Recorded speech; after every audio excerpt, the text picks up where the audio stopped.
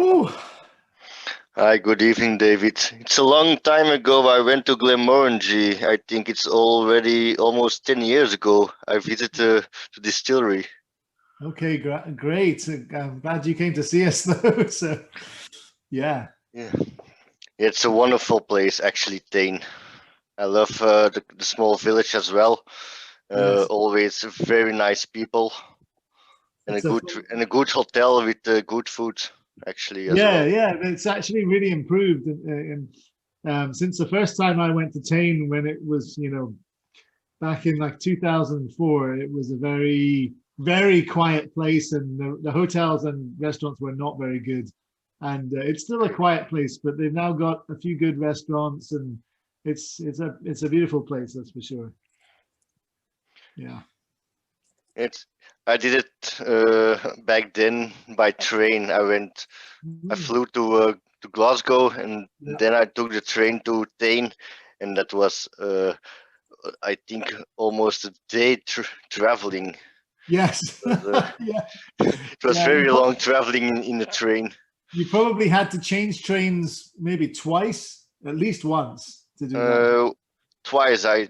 Yes, it was twice. One in Perth and the second one in Inverness. Inverness. Yep.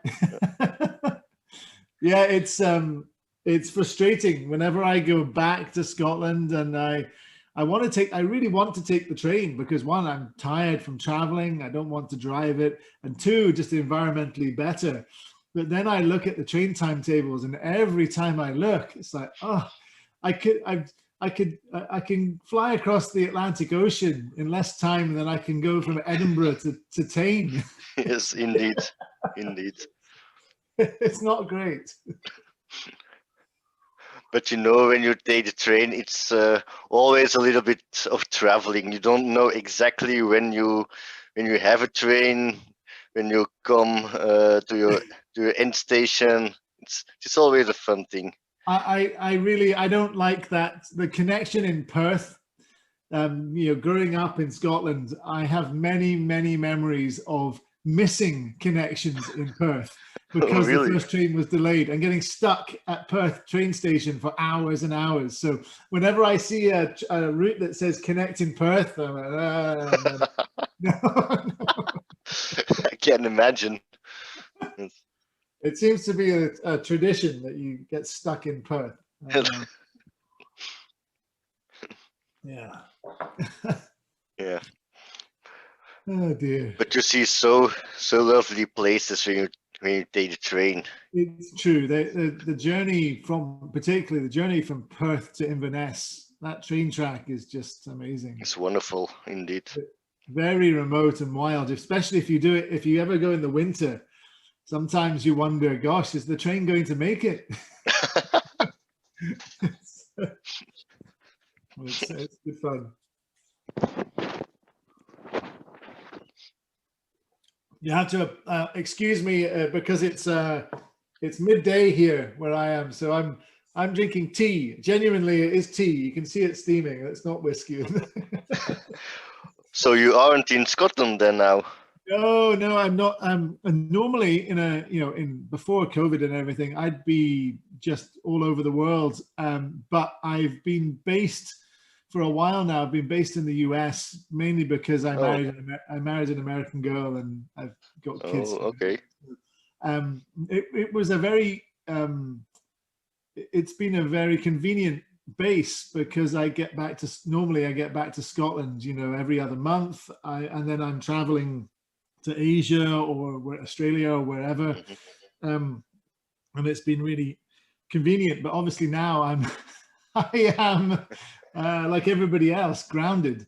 Yes, Um, indeed. so it's a bit different, that's for sure.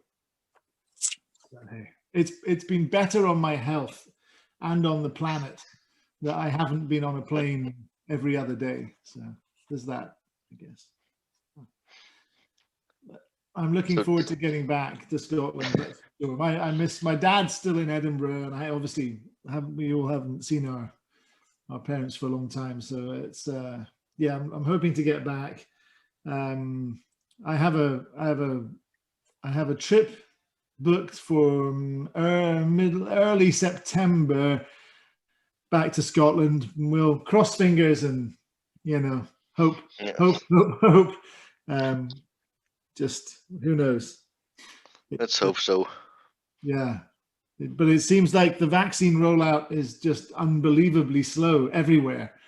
So who knows? Who knows? Yeah.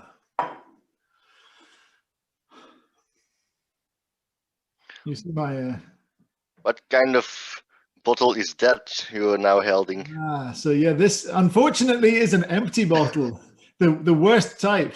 But this was the I was going to talk about this in a bit because this was the first finished Glenmorangie ever, and therefore most probably the first finished Scotch whiskey ever.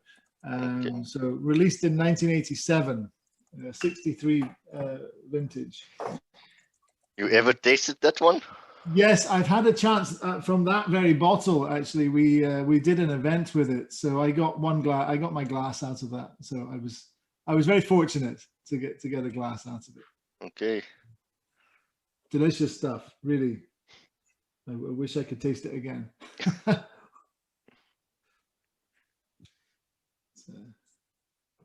The cork has seen better days. Not doing so well.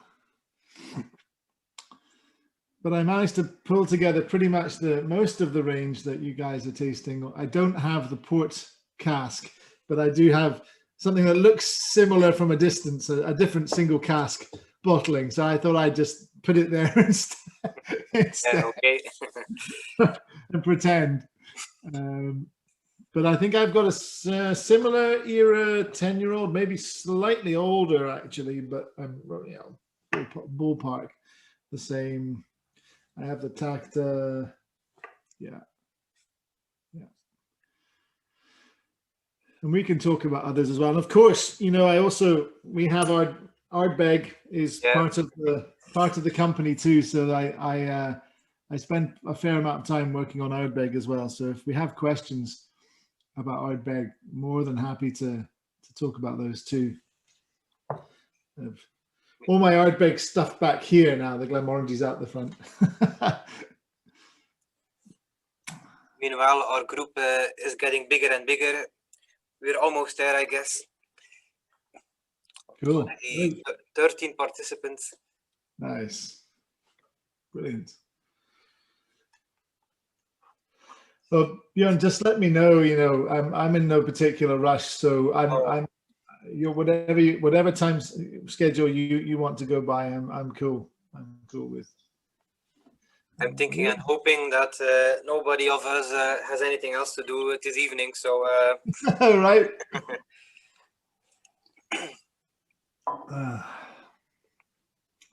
I've just realized this microphone is throwing a lot of shadow on me. Hopefully it's not too bad. No, I think it's okay.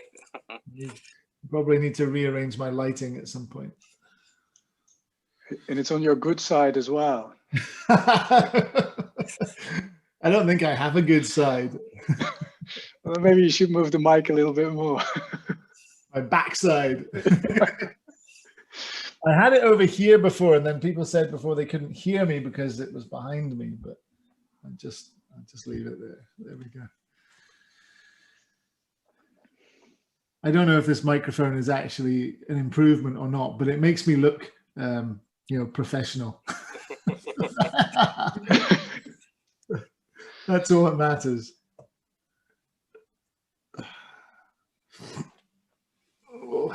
The whole setup looks kind of professional. Well, this is, my wife must love me, even though it seems like she doesn't quite a lot of the time. My last, in 2019, my last big sort of international trip, I went off on a trip to the Philippines and China, Hong Kong, all over.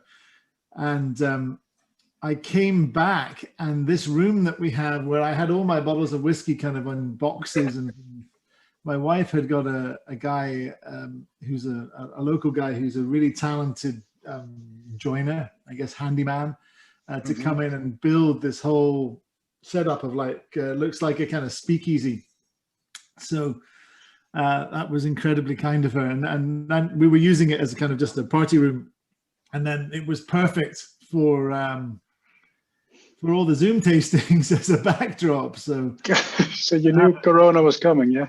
yeah, I think so. Well prepared. A couple of lights bought off Amazon and a microphone, and now I have a kind of an amateur studio set up, I guess. Although I just realized this is actually squint. There we go. Oops. That's better. A bit better.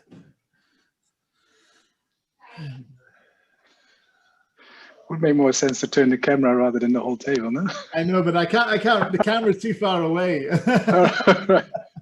The camera, I've got it set up with my 4K camera on a tripod, but with a Microsoft Surface Pro in a kind of a clamp, so that I can see myself and see you guys. And then I have my wireless keyboard and mouse, so I can control it all from here. But I can't. It's way too far away to reach. It's either the camera or the bottles that you have in reach, right? Yes, and I put my bar on one of the first projects I did for COVID was I put the bar on coasters that can lock, so that I can move the bar wherever I want and have different setups. So, and for exactly this sort of thing where I need to get the bar as straight as possible. So, yeah.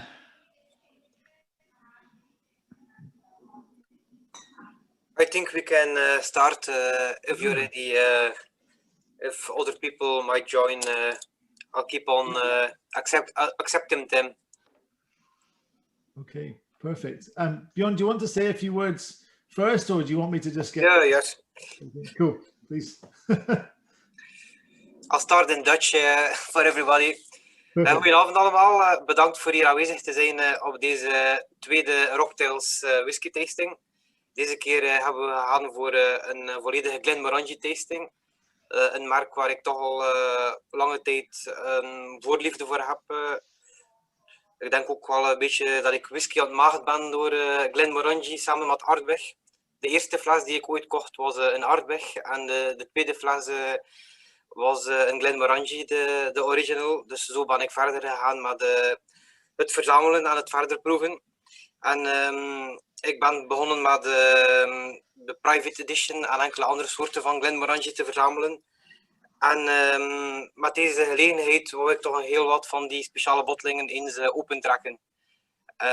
Als de flessen €100 of €300 en meer beginnen te waard te zijn, begint het al pijnlijker te worden voor ze te durven opentrekken. En met deze tasting was het een ideale gelegenheid om dit te kunnen verdelen. Dus zo kunnen jullie allemaal meegenieten ervan. Als kaart op de taart hebben we ook nog de brandmanager of brandambassador van Glenmorangie, David Blackmore, kunnen uitnodigen om deze tasting grotendeels in goede banen te leiden en wat extra informatie over de flessen te kunnen verschaffen. Dus bij deze, I'll give the word to David Blackmore for now. Thank you very much for doing this tasting for us. Of course. Thank you so much for inviting me. I know that I was really excited when it popped up in my Facebook feeds and we made contact. So what a great collection of Glenmorangie you guys have to taste today as well. I'm quite jealous, I have to say, especially of a couple of them. So yeah, it's a pleasure to be here. Now, I'm hoping and that I kind of I'm expecting that most of you will be able to understand me and talking in English. I apologize, I don't speak Dutch, although I have fond memories of coming to the Netherlands when I was about 18 years old. And I did I'm going to ruin the pronunciation, the Nijmegen marches. Oh, yes, yes. I did that whole thing. I know that's not in Belgium, but there we go. So hopefully everyone can understand me okay. I see somebody, I recognize a face there, Eddie. I recognize that face for sure. On just arrived. So a man who knows a lot about Glenmorangie for sure. Hello, David. Hi, how are you? Nice to meet you. And we follow each other on Instagram and things. Yep, so yep, we do. yeah. I'm anxious to see what you're doing tonight. Absolutely. So without further ado, I guess I'll give you a quick rundown of myself and what I do, and then we'll get straight into the tasting, because the whiskey always is the star of the show, of course. That's the way it should always be. So yeah, I've been with the Glenmorangie company for, gosh, well, I started my career in the whiskey industry with the Scotch Malt Whisky Society in Edinburgh, down at the Vaults, back in about 2002, and was having a great time there, and then was seconded down to the Scotch Malt Whisky Society venue in London. And it was during that period of time that the Glenmorangie company bought the Scotch Malt Whisky Society, and I by default became a Glenmorangie employee at some point then. And Whiskey Live London that year must have been 2003, I suspect, or 2004. I went along to my first ever whiskey festival, and before I made the mistake that most of us have made at our first whiskey festival, which is getting completely hammered and being not very professional at all. Luckily, before that happened, I bumped into Dr. Bill Lumsden for the first time, and I got his business card off him. And for the next year, I called him one week and I emailed him the next, on and on and on, saying, I'd like a job directly working for you as a brand ambassador for Glenmorangie. So it took about a year, and finally a position in the US came up, and Bill said, right, come back up from London, interview. And his instructions to me were, just don't F up the interview and you've got the job. So I got the job, and to get rid of me and stop me calling him all the time, he banished me off to the US. So I arrived in the US on September 16th, 2005, one-way ticket to New York, not having a clue about the US, having only been to the US once for a few days in my entire life. So it's been a learning process for sure, but a great one. Along the line, since 2005, I have gained responsibilities for pretty much the rest of the world. Funnily enough, I haven't had responsibility for mainland Europe or the UK actually, but pretty much everywhere else. I've been sent off to Asia and to South America and all sorts of places, preaching the good word of Glenmorangie and Ardbeg. But anyway, that's my brief history of where I come from. And first and foremost, I come from a position of being, like you guys, a whiskey fan. I love my Scotch whiskies. I do not by any means just drink Glenmorangie and Ardbeg, as you can hopefully see behind me. There are plenty of Glenmorangies and Ardbegs, but there's lots of society whiskey over here, and you can't see what's behind the camera. That's where most of my kind of non-company products are sitting right now. So I'm a big whiskey fan, and I just happen to be employed by the brands that I really, really love, Glenmorangie and Ardbeg. A lucky man, that's for sure. Right, let's get stuck in, and we're going to start with a little bit about the Glenmorangie distillery itself, and then we'll get straight into tasting the first of the whiskies. Okay, Bjorn, does that sound good? That's very good. And of course, jump in at any time, and please do add if you'd like to. I'm going to now try and figure out how to share my screen. Right, share, and there. Hopefully you can see that. Do you also see the little thing of yourself or not? Yes, we can see both the screen and ourselves. I'm trying to figure out how to not have that there. But anyway, there it is. Right. We'll put it down there like that. So welcome to Glenmorangie, where we like to kind of say all tastes are possible. And that's really a quote coming straight from Bill Lumsden, because as you'll see, everything that we do, very much led by him as our creative kind of force, is all about creating interesting, new and exciting flavors. Then we can talk about all the other things that go around it, the stories, the marketing, the blah, blah, blah. But everything starts with, what is it going to taste like? How do we make a delicious whiskey? Because frankly, if you don't, our opinion is if you don't start there, then what's the point? You know, we're tasting these whiskeys to gain enjoyment from exciting and sometimes surprising flavors. So that should be the ultimate main focus of any whiskey maker. And it certainly is with Glenmorangie. Before we get into that anymore, though, for those of you that aren't so familiar with Glenmorangie, and I'm fully aware there are many people on here that have been to Glenmorangie on multiple occasions, and I apologize for this being kind of right back to basics. But the name Glenmorangie, you know, first of all, is massively mispronounced by almost everybody. And I mean almost everyone, even within the company, mispronounce it. So don't feel bad about that. Frankly, most of the native Scots Gaelic speakers from that area of Scotland where we are in the Northeast Highlands, you know, Scots Gaelic has largely died out. So who's to really know exactly how it should be pronounced? And then you layer over local accent and all the rest. But we believe it should be pronounced Glenmorangie with the kind of rolling R that you get in the Scots accent, Scots language, I guess. Glen, you know, lots of distilleries in Scotland have Glen in the name. And of course, it's because Glen means valley and we need water, surprise. And it tends to fall out of the sky a lot in Scotland and then run down into valleys. If you were to look at a map of Scotland, of course, you'd see lots of the word Glen on the map, but you'd also see a lot of the word M-O-R because more means big. And there are at least 2, maybe 3, I forget, mountains in Scotland called Ben More. And when you realize that Ben means mountain, big mountain, you know, we're not a very imaginative lot as a nation, really. 3 big mountains. And then Angie means peaceful or tranquil. So when I was a kid growing up in the late 80s, early 90s, I remember clearly the first TV ad for a single malt whiskey was a Glenmorangie TV ad. And the strapline at the end was, "Welcome to the Glen of Tranquility." So this idea of big peaceful valley comes from the name itself. Here's a shot of the Dornoch Firth looking out north over from Glenmorangie Distillery, looking north, I guess, or north and west a bit there, I guess.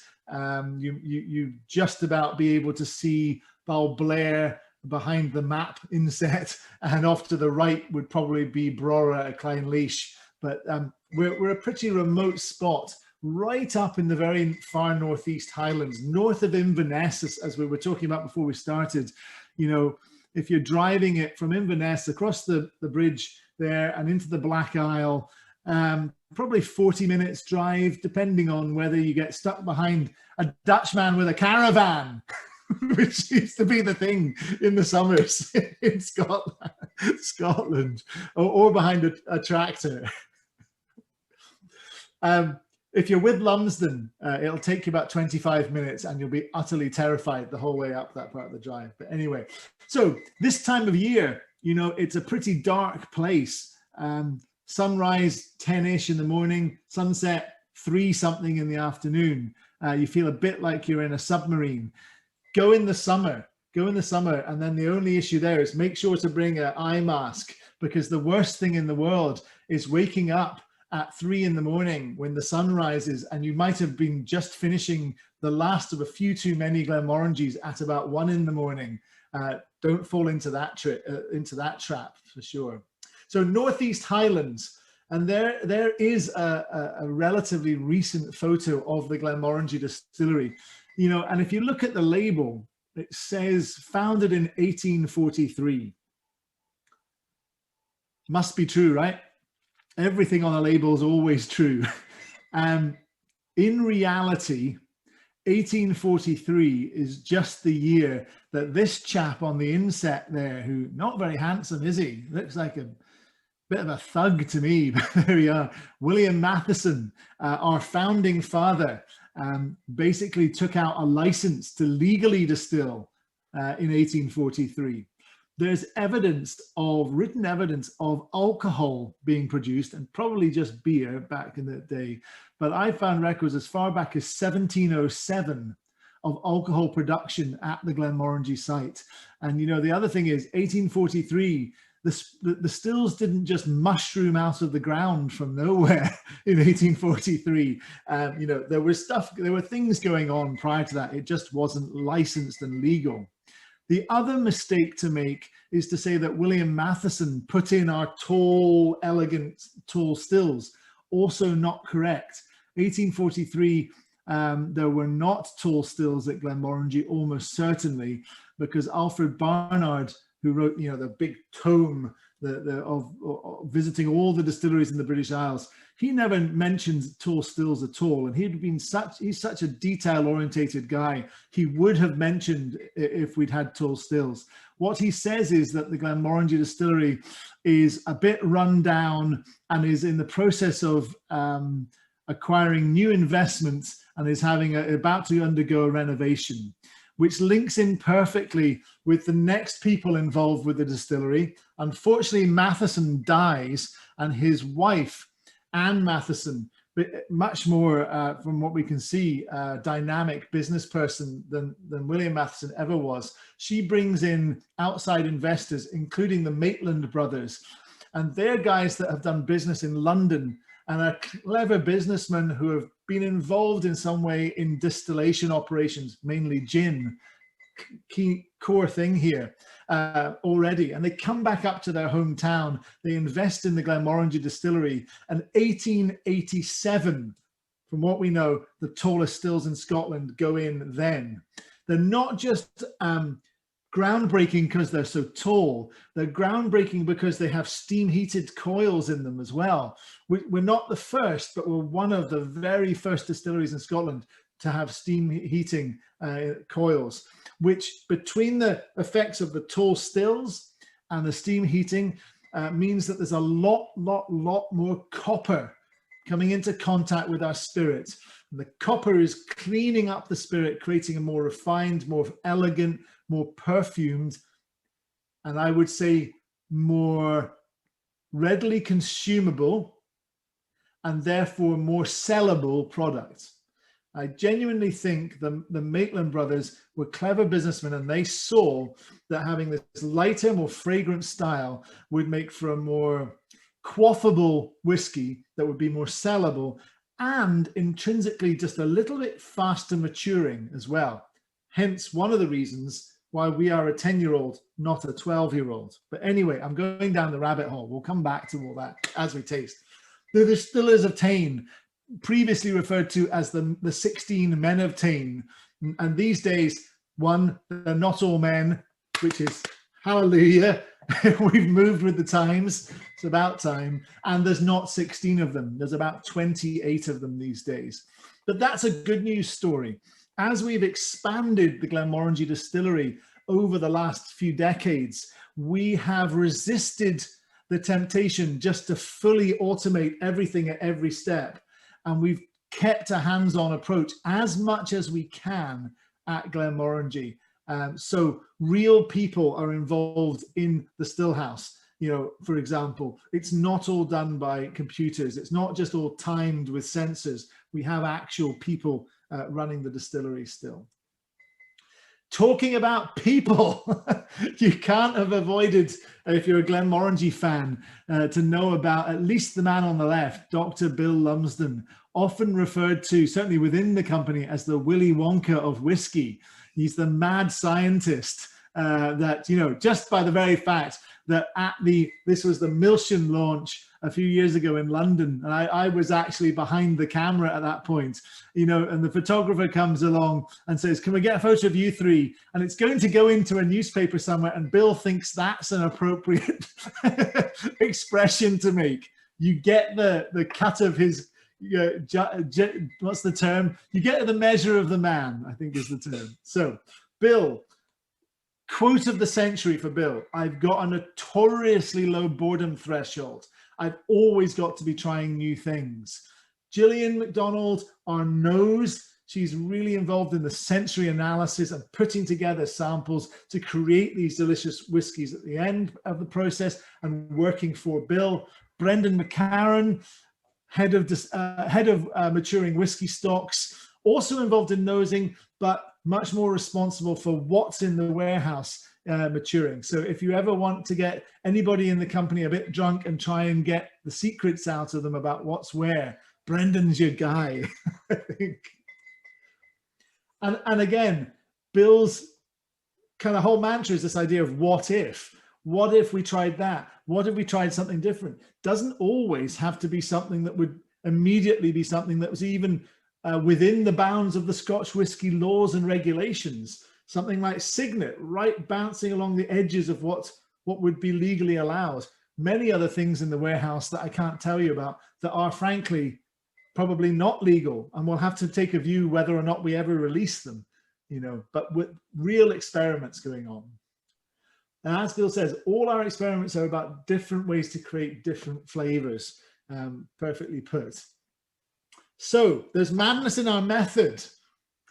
We take barley, wood, and yeast like everybody else, and then what Bill's really known for is the influence of wood finishing. We'll look into that in a little bit. The quality of the wood that we're using as well. The length of time, maturation is important. And obviously we've talked about the people. You know, people like Bill really put their own stamp on the whiskey itself. But if we start from base principles, and I promise we'll taste any second, 3 things that maybe just characterize Glenmorangie in particular. First of all, the Tarlody Springs, our own mineral-rich water bubbling out of the ground after 100 years trapped between limestone and sandstone bedrock. And it's very mineral rich with magnesium and calcium salts. Just the sort of water that actually most Scotch distillers, Stillman certainly, would say, keep that away from me. I don't want that stuff furring up our stills. However, if you were to come over to the States here and go to Kentucky or Tennessee, or as you guys I'm sure know, if we were to ask a Belgian brewer what he thinks of mineral rich water, 2 thumbs up. Exactly what brewers in Burton-upon-Trent in England, in Belgium, and distillers in Kentucky want is these minerals in the water. Why? Because very simply, the yeast uses those calcium and magnesium salts in a catalytic way to create more vigorous fermentation. The yeast goes crazy. Our fermentations are incredibly vigorous. Why does that matter? Well, different chemical pathways are created to create more fruity floral notes in that beer. And I know, especially talking to you guys, I have to be careful, but as a very general term, I would say Belgian beers are usually, you would think of as being pretty fruity and floral beers by and large, and you could probably track at least some of that down to the mineral rich water. We think it's responsible for maybe 1 or 2% of the fruitiness in Glenmorangie, but no more. Just that little tiny bit of difference. In case you're wondering, no, there are no orange trees growing in Scotland. Somebody in our marketing department got a little bit over enthusiastic with the Photoshop to illustrate the point. But hey, you know, a bit of fun. The stills, we mentioned it already. The tallest stills in Scotland, and if we were ever to march a fully grown adult male giraffe into the still house, his head would be right at the top of our swan neck. So our incredibly tall stills, just the neck of the still is just a shade under 17 feet tall, which I've gone native being based in the States now. I can't think in meters anymore, but someone can work out what that is. A big problem for me, actually. I now no longer can really think in Fahrenheit or Celsius. I'm completely screwed up when it comes to temperatures. I just what is it? Warm. It's quite warm outside right now. That's about it. So we like to say our stills are the same height as a fully grown adult male giraffe. So what? Well, we've talked about it already. The copper contact, maximizing copper contact, and reflux in the neck of the still is core here, is a core importance that really maximizes the amount of time with copper. The copper pulls out sulfur compounds, particularly, and leaves us with a much more fruity floral spirit, I guess. So I have a geek question. And for those of you that have been to Glenmorangie, maybe you shouldn't answer immediately because you'll probably know the answer from the tour. But how could one tell by looking at this photograph which set of stills are the wash stills and which set of stills are the spirit stills? Answers on a postcard.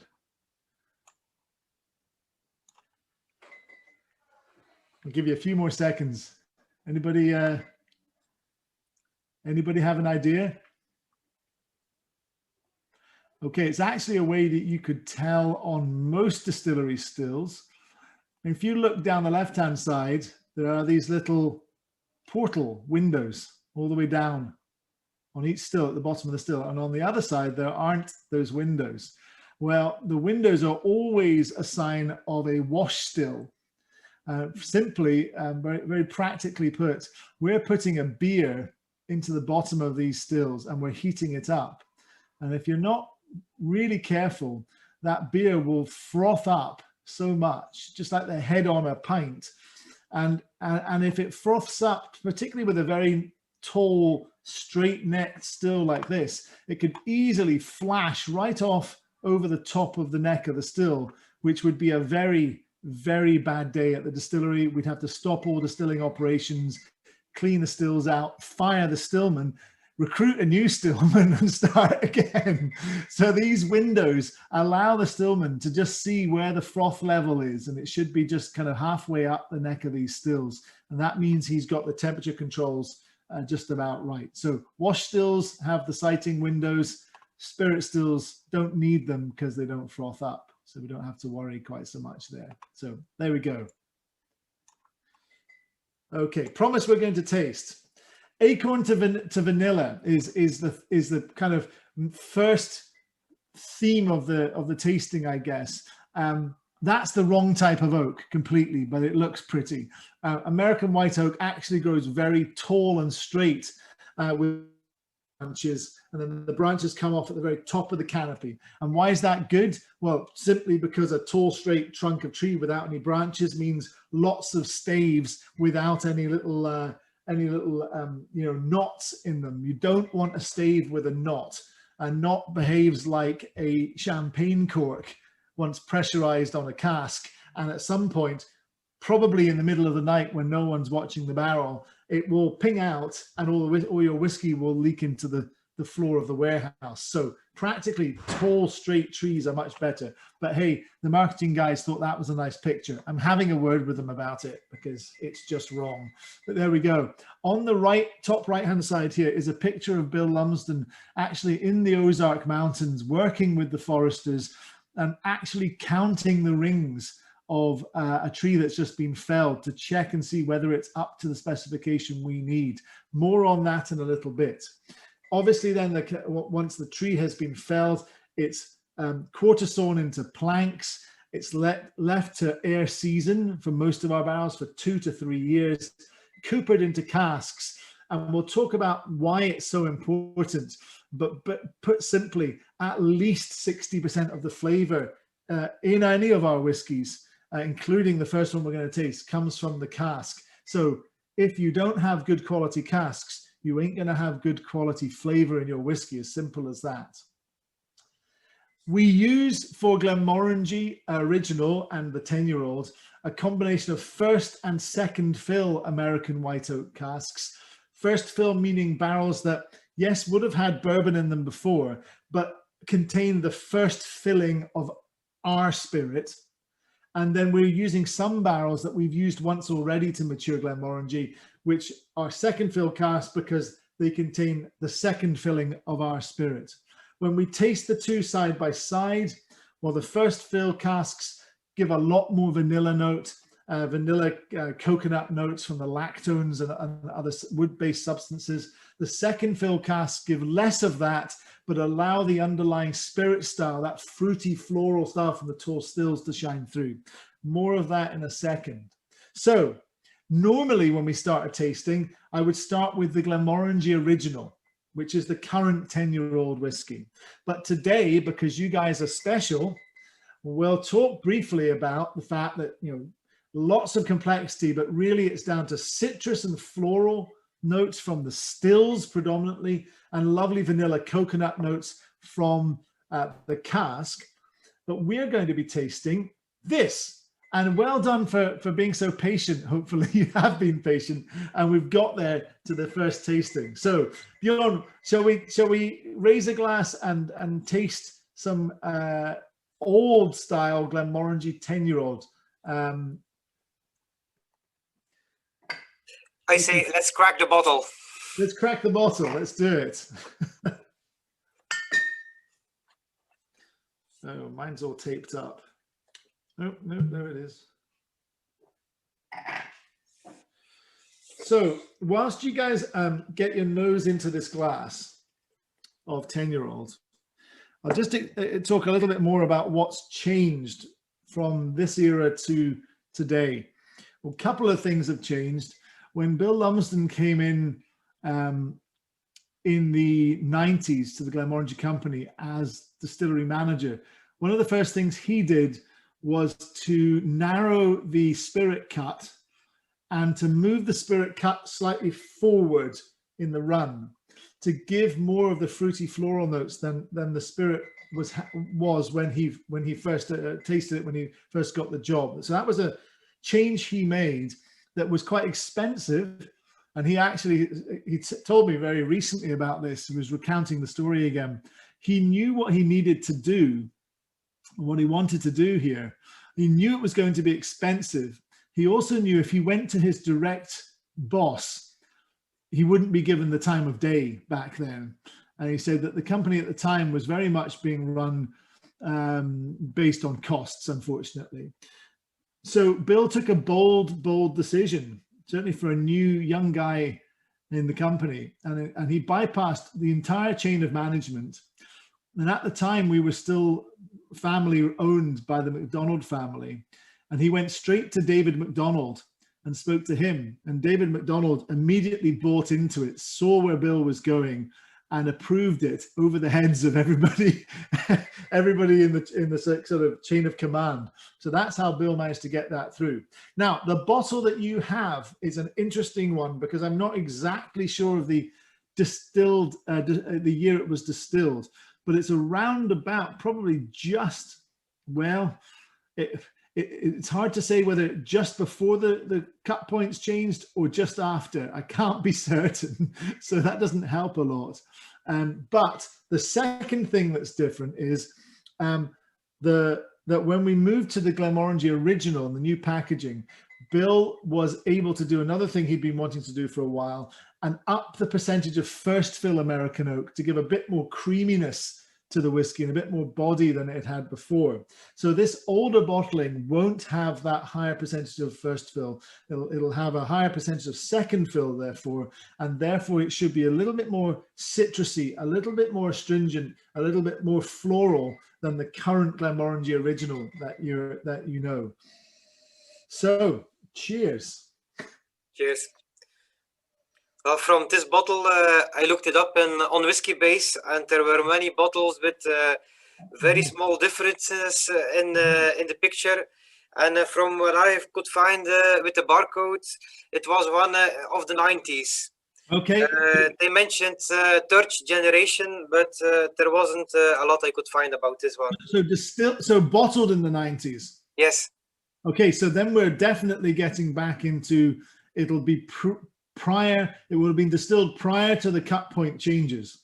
So you should get some of the older style, well, yeah, some of the older style spirit that Lumsden was less keen on, frankly. But it's certainly a little bit different. It's fairly recognizably Glenmorangie, but it's a little bit different at the same time. One geeky point to make about Glenmorangie 10-year-old and original, actually, in most of the world, and including the bottle you have there, I think it's bottled at 40%. Correct? Yes. Okay. A little known fact, and we don't know why, but in the USA, Glenmorangie 10-year-old and now Glenmorangie Original has always been bottled at 43% ABV. So you know, still lightly chill filtered, but 3% higher alcohol strength. We've done some tests. Bill ran some tests a few years ago, blind nosing and tasting tests within the company to see if anyone could tell the difference between 40 and 43%. And the results were quite interesting. When we opened the blind nosing and tasting test up to anybody within the company that wanted to volunteer and come along and nose and taste, the results came back to say statistically, nobody could tell the difference. There was no statistical difference. Bill then ran the same test just within the team that are a part of the whiskey creation team. And again, completely blind, so nobody knew what even the experiment was. And when we do it amongst the group that are qualified and have passed all the nosing tests, there is a statistical difference. People can tell the difference. So I guess it depends on how good your sense of smell and taste is, whether you can pick up the difference between the 40 and the 43% bottlings. But anyway, just a little geeky point. If you ever come to the States, look it up. You get 3% more alcohol in your Glenmorangie Original in the US. And don't ask me why, because I don't know. Nobody knows why. It's just always been that way. At 50 milliliter more in the bottle. Exactly, right? Yes, we get 750 ml and higher strength. It's great. Yep. There we go. So how do people find this first one? The sample I've got, I'm getting a lot more of kind of this, it's I want to say there's a slight sort of hint of like a solventiness in there that I like, I have to say. There's something to it that's a bit different. Is it as sophisticated as the current original? No. Has it got a bit more? I think the current original is a lot softer and smoother. Yes. This one is harder and yeah, it definitely is. There's a kind of zingy bite to it, which, don't get me wrong, I think I would, if I pick between the two, I would pick the original. But as a quirky whiskey to taste, I'm quite enjoying my little sample of the 10-year-old, the old school one right now, that's for sure.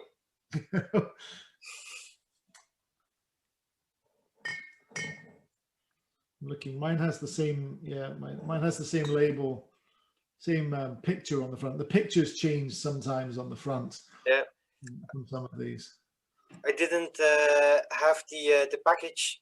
This was one I bought on holiday. I went a couple of years ago to Tenerife, and I saw in a very small store this bottle, and it wasn't anything I'm used to seeing in Belgium with the newer designs. So I took it home and saw it was a special edition. Nice.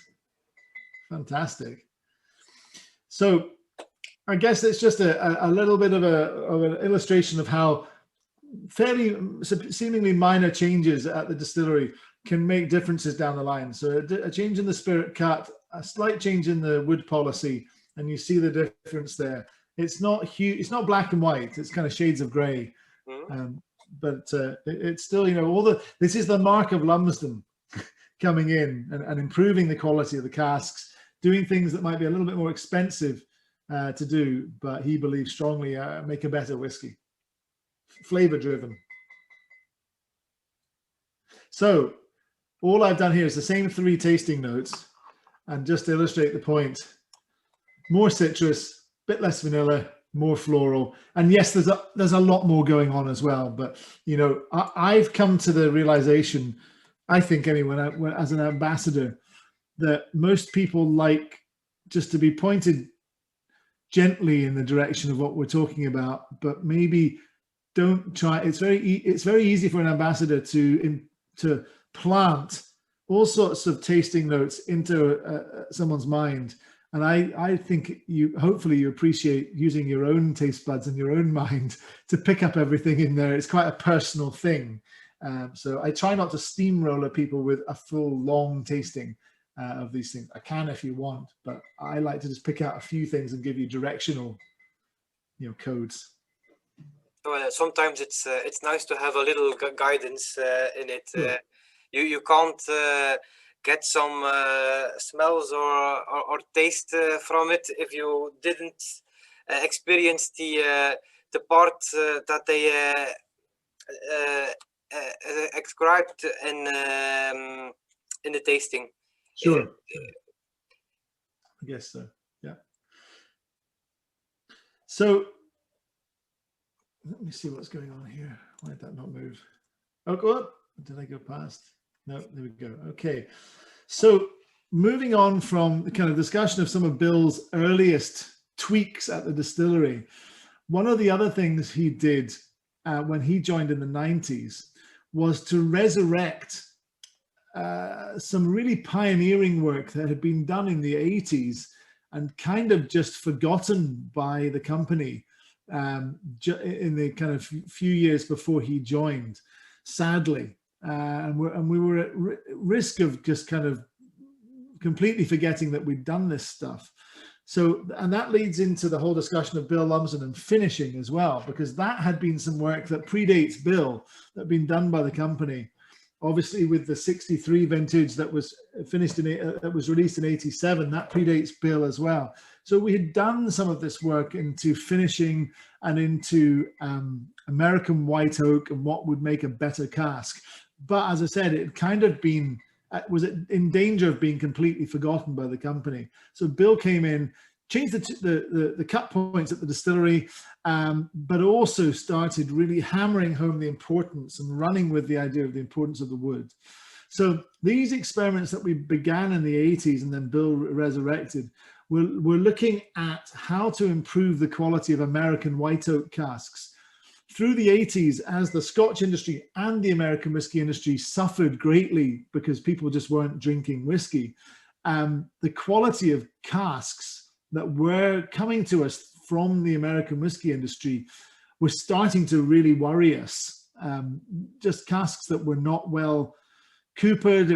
It was green oak that hadn't been seasoned properly, all sorts of issues. And so we really embarked upon experimentation to not only fix that, but to look at how we could make the best barrels ever.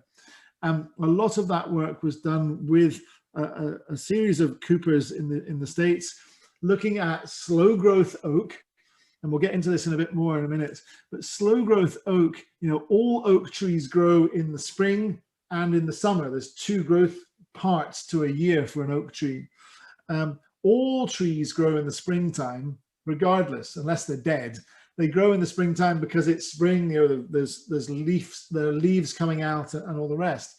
But some trees in the summer will do next to no growth. And that's largely because they are either in a shaded, as it says here, in a shaded spot where they are crowded out by other trees, or the topography of where they're growing, or they're in really poor soil and they can't get the nutrients they need.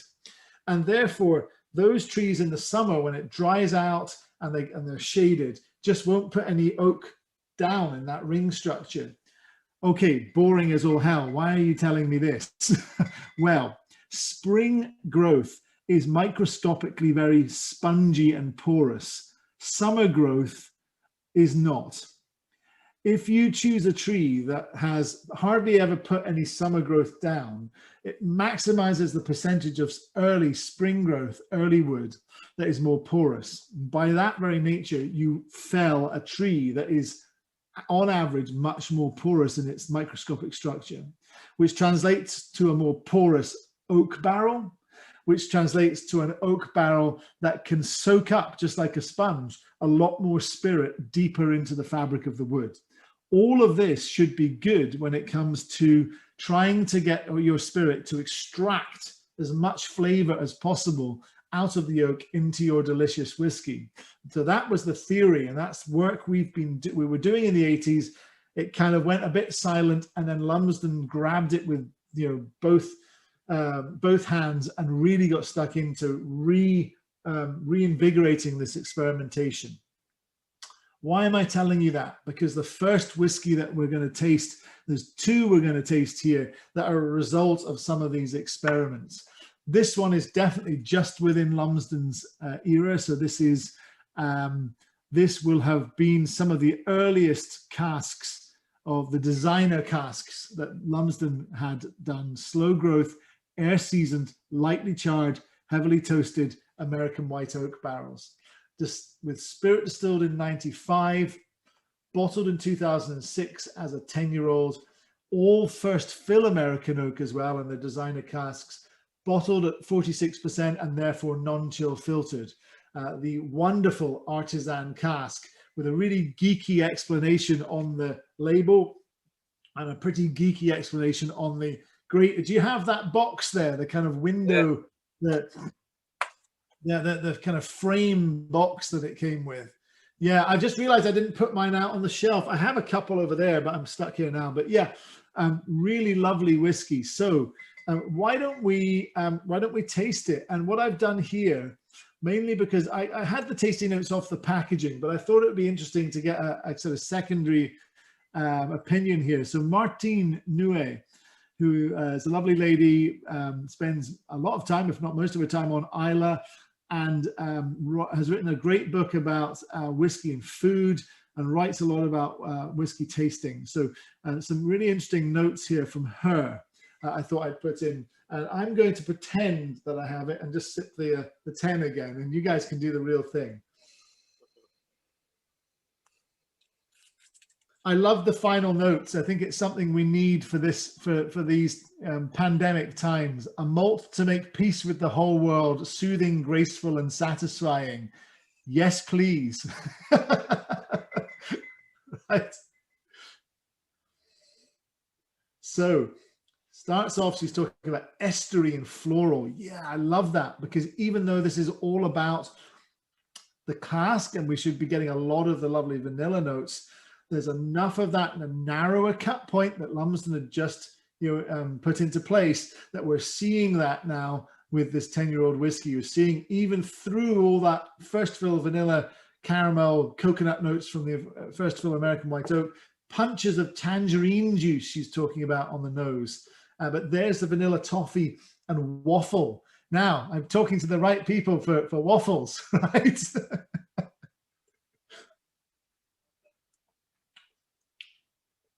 Can get the flowery notes out of it, but the waffle doesn't come in my mind. But this must be a French waffle. yeah. Martine's French waffles must be very different.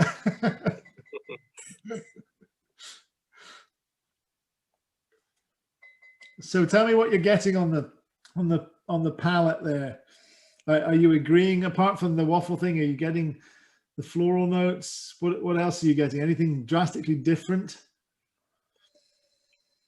It's a little bit spicy. Okay. For me, it's very fresh, actually. And at the end, a little bit of spiciness indeed. But actually, it tastes very long. It's a long aftertaste, I think, for 46%. Yeah. And just 10 years old. It just shows I think that it's very, very interesting, that that long aftertaste. Yeah, it just kind of shows that age is not everything. Hey, I mean the quality of the oak and the quality of the distillate, for that matter. I won't name names. It's not the right thing for me to do. But I picked up a bottle of whiskey over the Christmas holiday period. That's a pretty old whiskey, Scotch whiskey, and it was quite a funky thing, and I really had high hopes for it. And the first thing when I tasted it was, oh, that's disappointing. And the second thing I thought was, gee whiz, for a whiskey of this age, it really has, for me, it was just evidence of terrible, terrible quality distillate, because it was still, after all the years, just a fire on the mouth. It was just like drinking not very good moonshine. And it had many, many years in a barrel. And I thought, you've really got to be doing something wrong at your distillery if your spirit, after all these years and the opportunity for mellowing out, it hasn't done so. I was shocked at how terrible it was. Yeah, and I immediately saved a sample to send to Bill Lumsden. Whenever I find stuff like that, I send him samples so he can have a laugh as well. He appreciates that. I won't tell you what distillery. I promise I won't. I can't share notes with you, David, because I was too late to receive the package. So, so I'm opening the tribute and the accord this evening. Ah, cool. Well, they're great ones to get, and lucky you, I don't have those yet because of lack of travel and all the rest of it. I actually launched those. That's the new travel retail range, right? The 12, 14, and the 16. Yeah. Right, yeah. I launched those on my last international trip in whenever it was, October, November 2019. I launched in Hong Kong airport travel retail and thought, I don't need to pick those up now. I'll be able to get them very soon back home. And of course, nope. we were there in I think it was October, November 2019, right after it was launched. I think with the other David of the house, we were at the house at that. Yeah. Cool. And so they had them at the distillery, did they? Well, they had them at the house, but not at the distillery. I think I'm not sure. Oops, what's happening there? I've clicked through. Great. Yeah, they're nice whiskies. That's for sure. I actually, somebody in the company just told me that that there was apparently a case of them sitting in the New York office with my name on them, but nobody's been going in the office. No, nobody from logistics has been going in the office to send me them. So I'll have to maybe bribe someone. There's 6 bottles in that case. Just send me 5. Yeah. Wink, Okay. wink.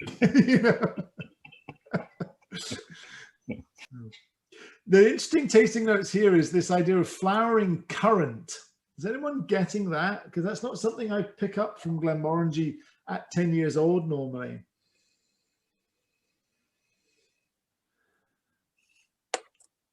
Can understand the pear drops. That's a classic thing for sure. That sort of that note. Interesting if you do get a bottle of this. Obviously, the pack has all the details here. We've kind of gone through a lot of it already, but yeah. So slow growth oak, felled into quarter sawn planks, seasoned out in the open for 2 to 3 years, coopered into barrels. And then one of the key things here is not to give that barrel the usual char. What we want is actually a really light char and then a toast. And the difference between a char and a toast, a char uses some form of naked flame, and a toast uses indirect heat with a heating filament. And actually, I had the opportunity to go to the Brown-Forman cooperage, which is just by Louisville Airport. And I went there with Bill Lumsden about 2.5 years ago now, actually to renegotiate our supplies from Brown-Forman of this quality of wood, because most of it's coming from them and has done for a long time. And the one part of the process in the cooperage that to this day, we had a hand in kind of developing the specs back in the 80s and 90s, but the actual device that they use to do the toasting, Brown-Forman won't even let Bill or myself look at it. We're never allowed in that part of it. We get open access to everything, apart from we can see the barrels going in. They literally go in on a conveyor into this part of the process. They come out the other end, and we've never been allowed to see it. And it was really annoying. Well, it was quite a remarkable moment 2.5 years ago when Bill and I were there, because we were having a great meeting, and they were all very excited to be continuing to work with us and all the rest of it. And the lady that was running the meeting, Bill asked, "Do you think we could see that part of the process?" And she initially said, "Yes, I think you can. Yep. I think we can take you in there." And Bill and I looked at each other and kind of, wow, we're going to see it finally. And then their head cooper for the whole of Brown-Forman came into the meeting, and she asked him, and he gave her a kind of dagger killer look. And immediately had to very politely say, no, lads, sorry, you can't see that. You still can't see that part of the process. It's a trade secret. So close, so close. But there we go. One day. We know roughly how it works. But yeah, Brown-Forman keep it very under wraps, the actual process of the toasting rather than the charring. Great. Shall we move on to the next one, Bjorn? What do you think? Yeah, it's okay. Yeah. Unless somebody else want to share thoughts about the whiskey, but Sure. a quiet group. Sorry, I've been talking too much. I'll shut up for a bit. Any comments? Any thoughts on this so far? We're enjoying the taste. Good. Oh no! I went to open my single cask and the cork just broke in the bottle. Ooh. Oh well, that's the world telling me something. I think the world told me the same when I opened these 8 bottles. 3 of them were broken corks. Yeah, it's the risk of these older bottles, isn't it? I don't know about you guys. You probably all do the same thing, but I basically never throw a cork away anymore. When I've finished with any of the bottles, I have corks in jars all over this room, so that when a cork breaks, I can filter it out, put the whiskey back, and then I should have a cork that fits the bottle somewhere to replace it. So do you have special uncorking techniques, or is that something we can't do anything about? Just cross yourself twice, hope for the best. I think one of the things is just to make sure you dampen the cork. Sometimes I think if it's dried out, but there's not much you can do, to be honest. It just happens. Mm-hmm. Too often it happens. I can't believe this one's just gone. That's annoying. But there we go. That's telling me not to drink it. Here's just some graphics to show kind of what I was talking about early and late wood in the ring structure, and then very stylized, but based on a scanning electron microscope image that we took, where you see the early wood here, and the late wood back there. And the late wood has these tiny pores. The early wood has these great big pores. So if you can maximize the amount of this in your tree, you're going to have a more porous barrel. And then this was some of the important work we'd done on air seasoning the wood out in the open versus kiln drying the wood. And this is obviously before it becomes a stave even. This is those quarter-sawn giant Jenga blocks that you sometimes see pictures of. Air seasoning is the way that the wine industry, anyone worth their salt in the wine industry would insist on air seasoning. Unfortunately, parts of the whiskey industry has relied on kiln drying too much. And what you get if you kiln dry particularly is this kind of green note, this green, youthful, acrid note, spikes of acrid and greenness here with quite a small vanilla peak. But when you look at when we're air seasoning, this great big and broad spectrum of vanilla note, a much more toasty note, your acrid note's lower, you get this almondy note that's not really present at all in the kiln dried oak. So, this is obviously very stylized, but we have done a significant amount of actual research into this and can prove that designer casks, air seasoned wood makes a big difference to the final whiskey that you taste. So there is madness in our method, but you can taste it in the end. And the story obviously didn't stop at Artisan Cask, because we actually have had now 2 releases of Glenmorangie Astar. Now, Bjorn, I can't remember which one you said you had. You had the older one, the 2008 version. Okay, so I put the wrong picture up, and I think I knew I'd done that, mainly just because I couldn't find a high enough resolution picture of the first bottle to keep my presentation nice and pretty. So there are 2 versions of Astar. This is the more recent 2017 release, but the first one was 2008 or 2009 release of Astar. And Astar is a Scots Gaelic word that means the journey or journey. So this is, continuing that pursuit of perfection. And here's a picture of Bill again out in the Ozark Mountains on a very, very, very cold winter's day. A few years back, I was with him on that trip. And not only does Bill look very cold there in that picture, but I can also confirm that Bill was magnificently hungover in that picture as well, because we'd been out, we'd had some meetings with the local, sales team and all the rest, and Brown Foreman people in Louisville the day before, and then we'd had a big dinner and a few whiskeys, a few cocktails, as you do, and then we'd kind of come back to the hotel. And Bill had suggested maybe we have one final drink at the bar. So off we went to the bar. And who should we bump into at the bar? Actually, persona non grata these days, but it's a story I have to tell. We bumped into a certain Mr. Jim Murray at the bar. And at that point, everything went downhill very quickly. And hence the serious hangover the next day on Bill. Doesn't he look great? So he can hide it very well. He can. It's amazing. I don't know how the guy does it, but the lifestyle he leads, and he still doesn't age. The guy just doesn't age. It's unbelievable. Dr. Benjamin Button Lumsden. I think it's who he is.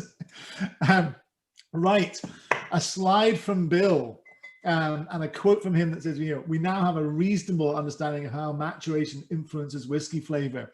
I won't spend a lot of time on this because, hey, it's not that massively interesting, but it just gives you an idea of some of the sort of at a top level, some of the kind of top line pathways to the flavors you're getting.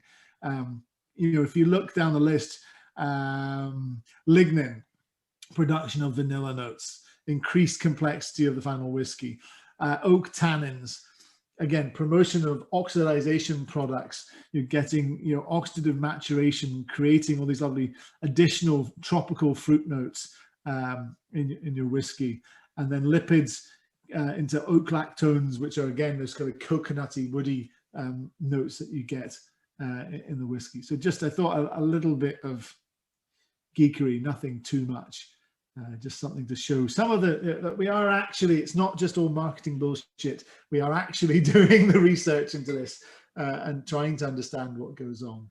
So that's some of the thinking behind why we are air seasoning and using slow growth oak and all the rest. So again, madness in our method. Let's go back and taste, because we've jumped through that a bit. Let's taste Astar. Oh, I've missed a slide. I should have had a tasting slide for Astar. I don't have that. I apologize. Let's nose and taste the Astar and see what you think in comparison to the artisan cask. Now, bottling strength here is 57.1. Is that right? I think 57.1 on the first release. Yes, that's true. 57.1 on the first release and 54.2 on the second release. First fill American oak cask, designer casks, non-chill filtered. Again, lovely coconut, creamy notes here. Just really emphasizing the very best of American oak coming through. But yeah, slightly higher strength than the artisan cask. Quite a lot higher strength, should I say.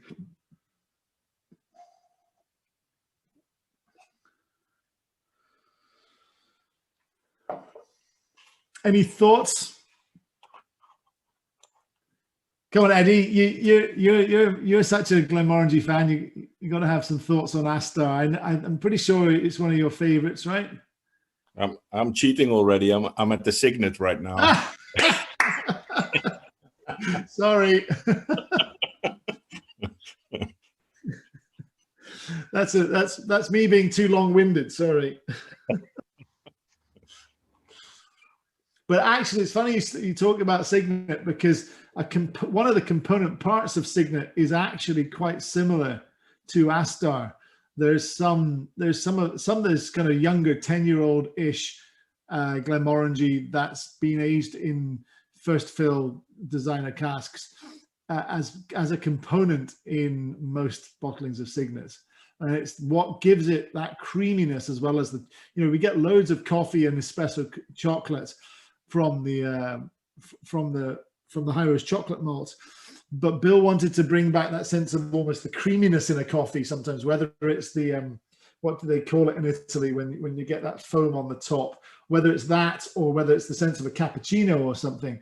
Bill wanted to bring that creaminess back in, so it's actually very similar to Astar spec Glenmorangie that's going into Signet as a component.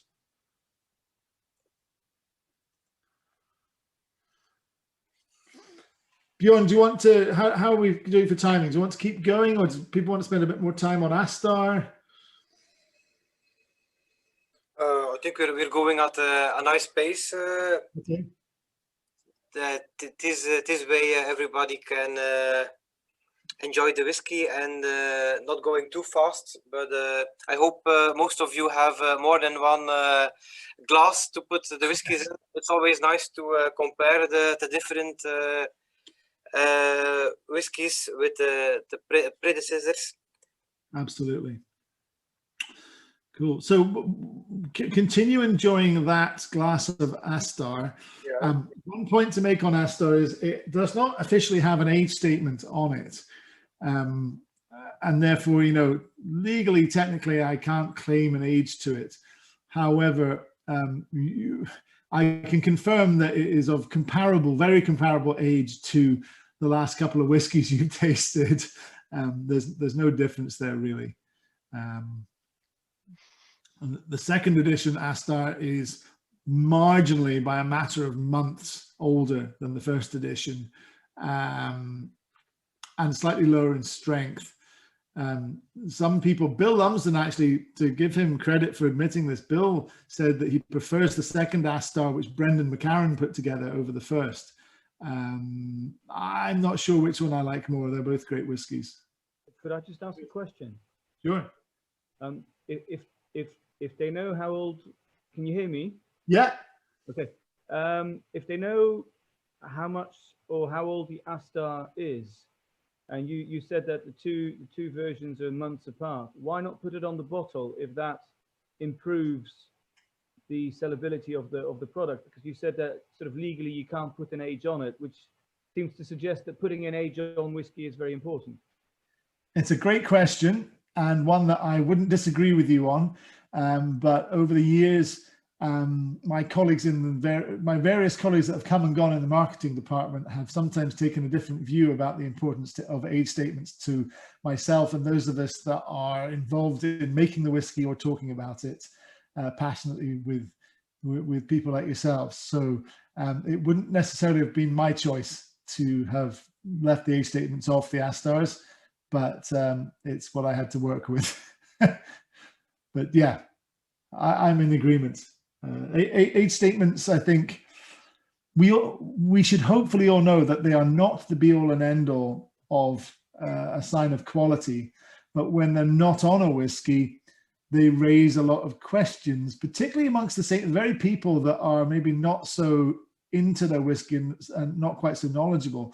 And therefore, I would argue putting an age statement on a bottle of whiskey allows you to not have to talk about the age of it, and allows you to talk about all the exciting stuff you're doing to make this unusual whiskey. Whereas the people who have my colleagues over the years that have kind of decided this one's not going to have an age statement on it, have taken the view that by having the age statement not on there, it allows us and forces us to talk about the exciting things we're doing whilst not distracting people with the age statement. That I don't agree with that point of view personally. Usually, I mean, Signet's a bit different because there's such a vast different age of casks in Signet, but with something like Astar, where you know it was all pretty much the same age stock, what's the harm? But yeah, heard and agreed. About the Astar, I am a very bad reference to tell people what they should smell or taste in whiskies. My wife, for example, is much better at it. She can take a lot more tastes and references from the whiskey. But for people like me who struggle, especially with the cask strength, it's never a shame to put in a couple of drops of water. Definitely, absolutely. I just did it myself, and now the scent is much bigger, and you can get a lot more out of it. I absolutely should have mentioned that, particularly with this at 57.1% alcohol. A drop of, a good drop of, a few drops of water are pretty much essential for most people, I would say. I came from the Scotch Malt Whisky Society with everything being cask strength, and I still would add, water to my Astar, and it really allows you to pick up more. Just because otherwise the alcohol is just such a bombardment to your senses and to your mouth. And then also, we know that adding drops of water to a whiskey tends to broaden out the more floral perfume notes in the whiskey. So if we're concentrating with Astar on the notes coming from the cask, the vanilla, the coconut, the toffee notes, by adding water, you will add all those lovely citrus floral notes and make a much, much, much more complex whiskey. That's true. Yeah. I just got my 2017 release also from the shelf, and I tasted them next to each other, but they are quite different in taste. And that's why I have the question: what makes an Astar an Astar? What's the line between the two? Obviously, so at a top level, the whole mantra of the designer oak casks, applies to both, but the difference in flavor profile is just down to cask selection more than anything. Brendan's picked a slightly different cask component to Bill. I'm trying to think what else there was that was different about Astar 2, actually.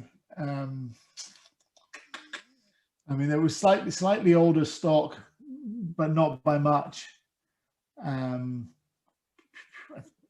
think that was it, really.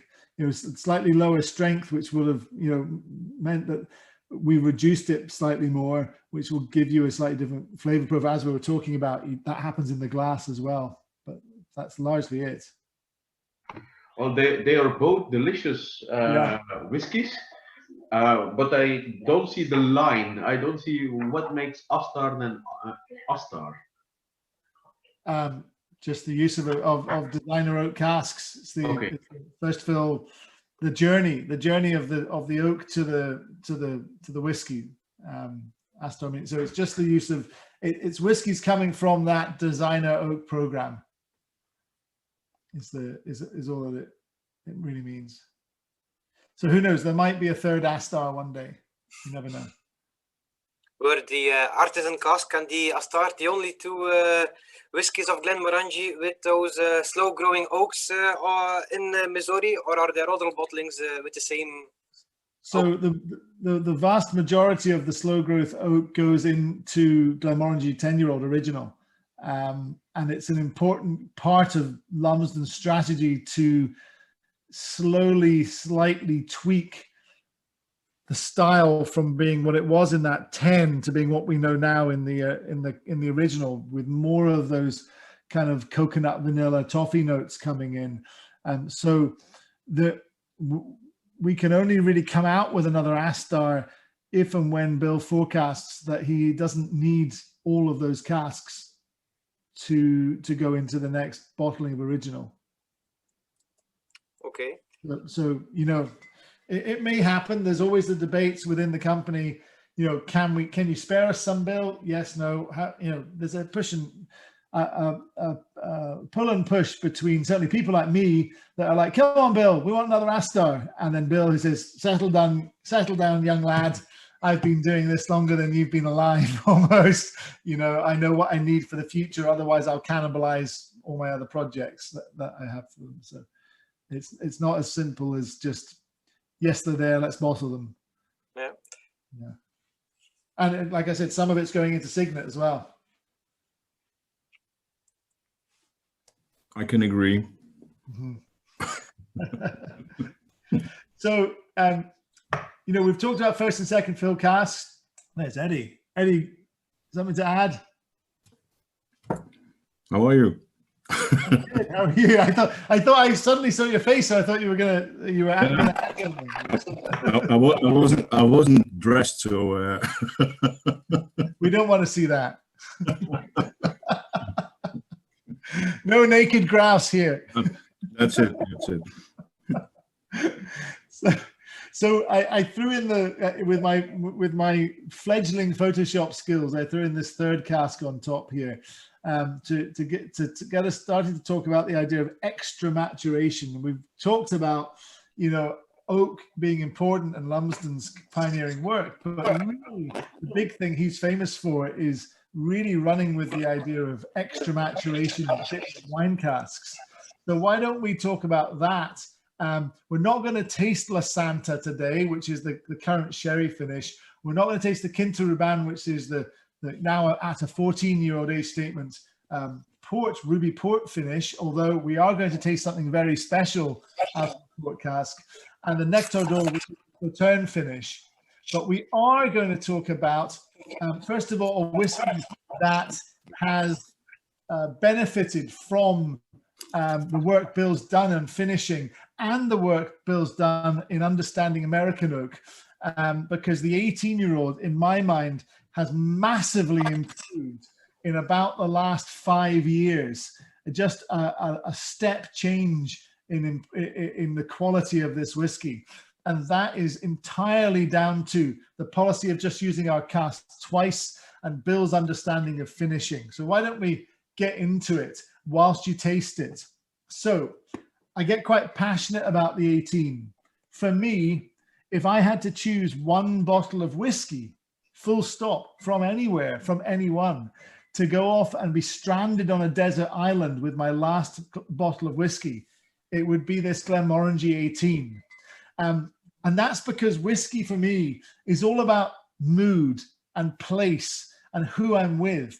And one day I'll be absolutely in the mood for an Ardbeg Corrie Vrecken and not want to touch Glenmorangie. And the next day it'll all be about Glenmorangie, 10-year-old, the old 10, you know? So lots of fluctuations in what I like. But there's one whiskey that I find, regardless of place or mood or who I'm with, I always just love the whiskey. I'm just fall in love with it every time I taste it. And for me, it's Glenmorangie 18. So I don't want to gamble with my last bottle of whiskey on earth on this desert island. I want to have an absolute surefire winner, and it would be the 18.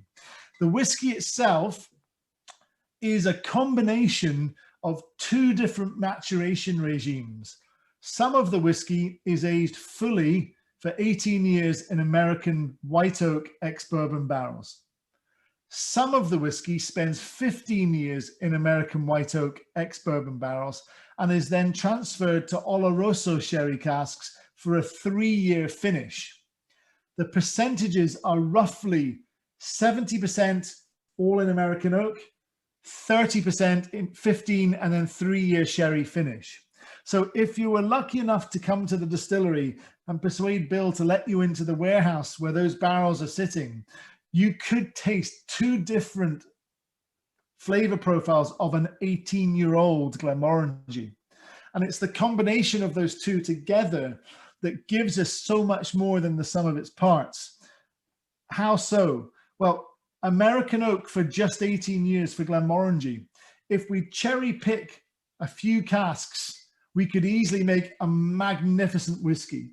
But when we're making even slightly more than tiny amounts, you know, 18 isn't a huge release, but when we're making slightly more, the danger is that there'll be the odd cask there where the tannins in the American oak after 18 years have just given too much astringency, a bit too much bite on the finish, and it's taken the balance off it. So the 30%, the other component, the 30% finishing in sherry casks is really there not to give you a huge sense of a sherried whiskey. It's really just to polish, round off 70%, the chance of it having a little bit too much astringency without really giving a heavy sherry note.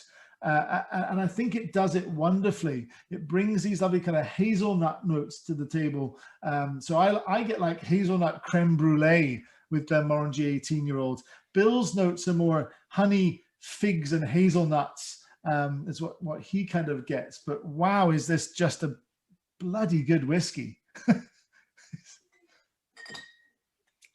So I'll shut up and let you enjoy it. David, why does it say on the bottle extremely rare? Is it just to let the people buy it more, or Yes. what is actually the intention of that? It's called marketing. I'm afraid. Okay. There's no, yeah, I mean, sorry for being flippant, but that doesn't mean anything really. I asked the team back when that first went on the label, gosh, in 2007, what's that about? And they said, well, because we make a lot less 18-year-old than all of our sort of direct competitors. That's about as sensible an explanation as I can give you.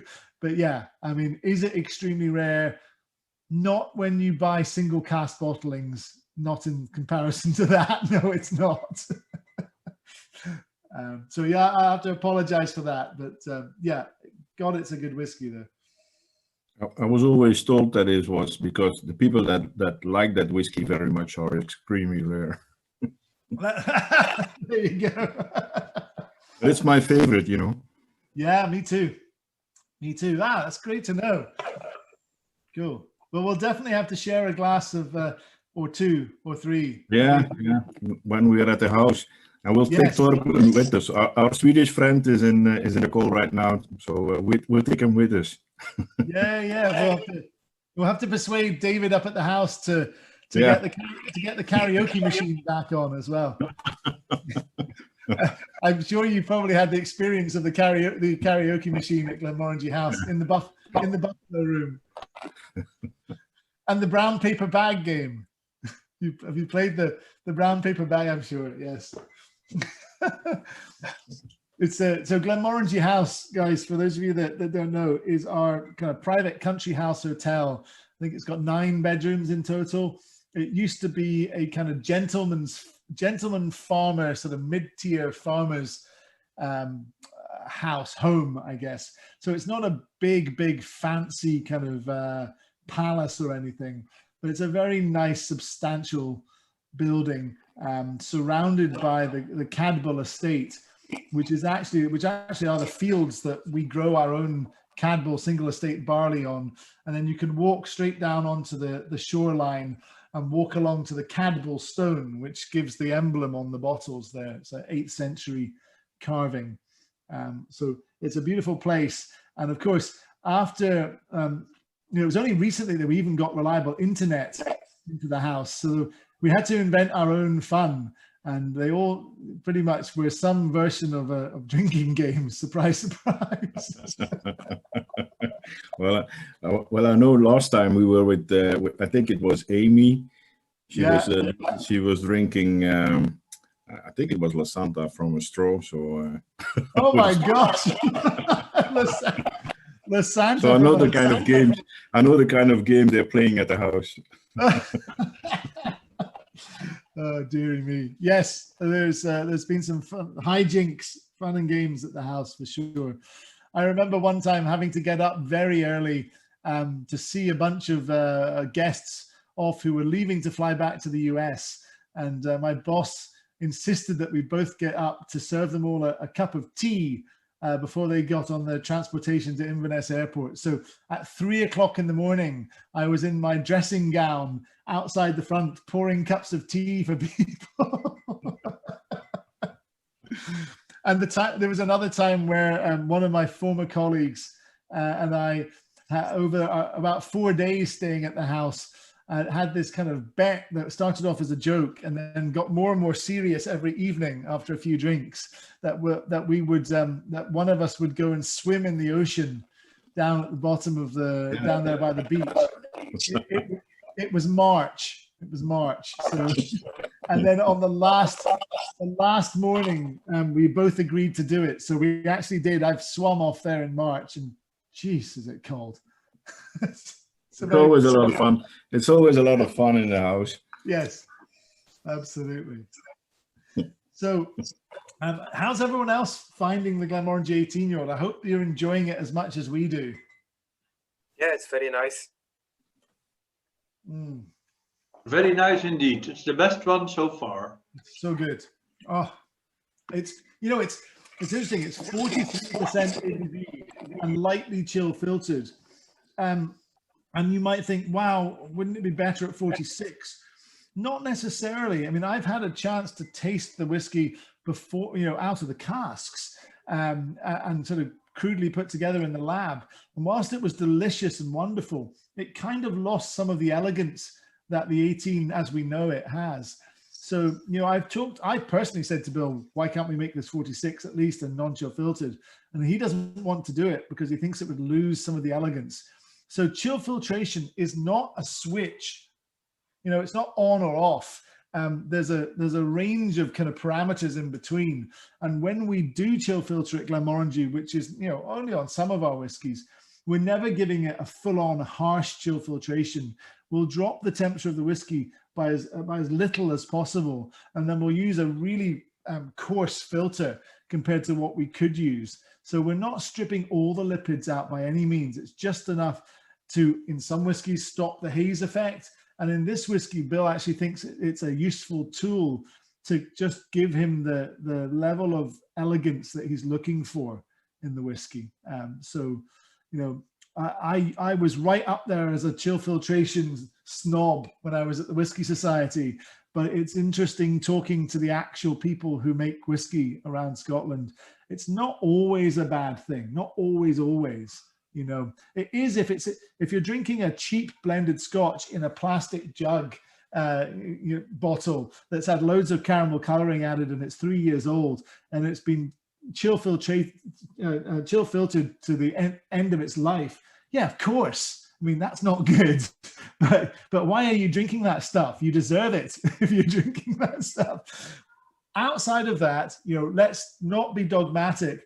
Let's actually think about these things and figure out what works. And whilst I'd love to see a limited release 18-year-old non-chill filtered, I would be sad to see this go as it is at the same time, that is for sure. Just to blow our own trumpet a bit, we've done okay with this whiskey. A few gold medals from, places that matter and some nice pictures, really. That's about it here. Okay, so kind of leading on from the idea that, sometimes things like explaining the chill filtration thing is interesting, and people who are whiskey drinkers and fans don't always think of it that way. We, a few years ago, gave you, the whiskey fan, the opportunity to in a small way become a bit, or to get into the mindset of Bill and the whiskey creation team. I don't know if anybody here was part of this. I was frantically running around, mostly North America, running this program over here for a year with lots of these sample bottles. It was great fun, really great fun to get my audience thinking like a whiskey maker.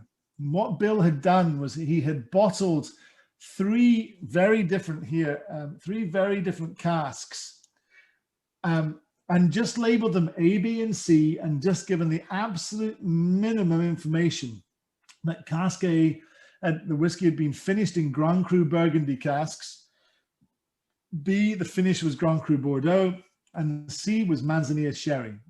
We didn't know the age. We didn't know the provenance of the previous casks. That is literally what's on that slide, is as much information as I got, and therefore as much information as any of my audiences got. What I actually tried to do as well was not even tell them Burgundy, Bordeaux, or Sherry until after they'd tasted all three and voted. And then I went back and told them the cask types. So really just, what does it taste like? Which one did you like the most? I guess I was a little disappointed. I'm gonna put this up here. I was a little disappointed because the one that, as soon as I saw this program, I said, I know which one's gonna win. Yawn, it's going to be the sherry one because sherry, everybody likes sherry. I was right. And I don't know about Eddie, I think you're nodding that you did this program as well. The Manzanilla Sherry Whiskey is very nice, and it's a lovely bottle of whiskey. But of these three, it was my third choice, I have to say. And the Burgundy A was my first choice. The one that was most funky, most unusual was my first choice. Now, I guess I drink Glenmorangie a lot, not a lot of it, but I drink it, regularly. And therefore, for me, maybe I'm not your target audience. I was looking for something a bit out of the ordinary and different. But A is pretty good, I have to say. And we never saw that come to light of day. Manzanilla Sherry was in every market that we ran this, in Europe, in North America, and in Asia, the hands down by far the winner, which once we selected the liquid, you guys even got to play a little bit of the role of the marketing, the dreaded evil marketing department. And you were given three options here for the packaging. The whiskey was called Tachta, chosen in Scots Gaelic, and three options here. Again, I personally would have gone for the kind of blue and white label on the right. I like that one. But anyway, the middle label with the kind of black and orange is the one that was chosen. And hence we have Glenmorangie Tachta, which I believe is the next whiskey on the on our tasting rundown. I'm gonna put this over here. So you should all have some Glenmorangie Tachta, and I'm giving you a hint to some of the flavor notes here. Manzanilla Sherry, which is fairly unusual for a single malt to be finished in. But let's pour ourselves that bottle now and have a little taste.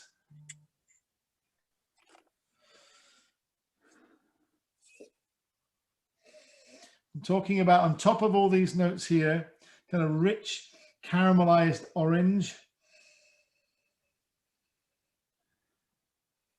And I guess one of the things that you could add to this that would differentiate it from some of the other sherried Glenmorangies like La Santa is maybe this slightly savory, salty note, almost like salted cashews or something is in there too.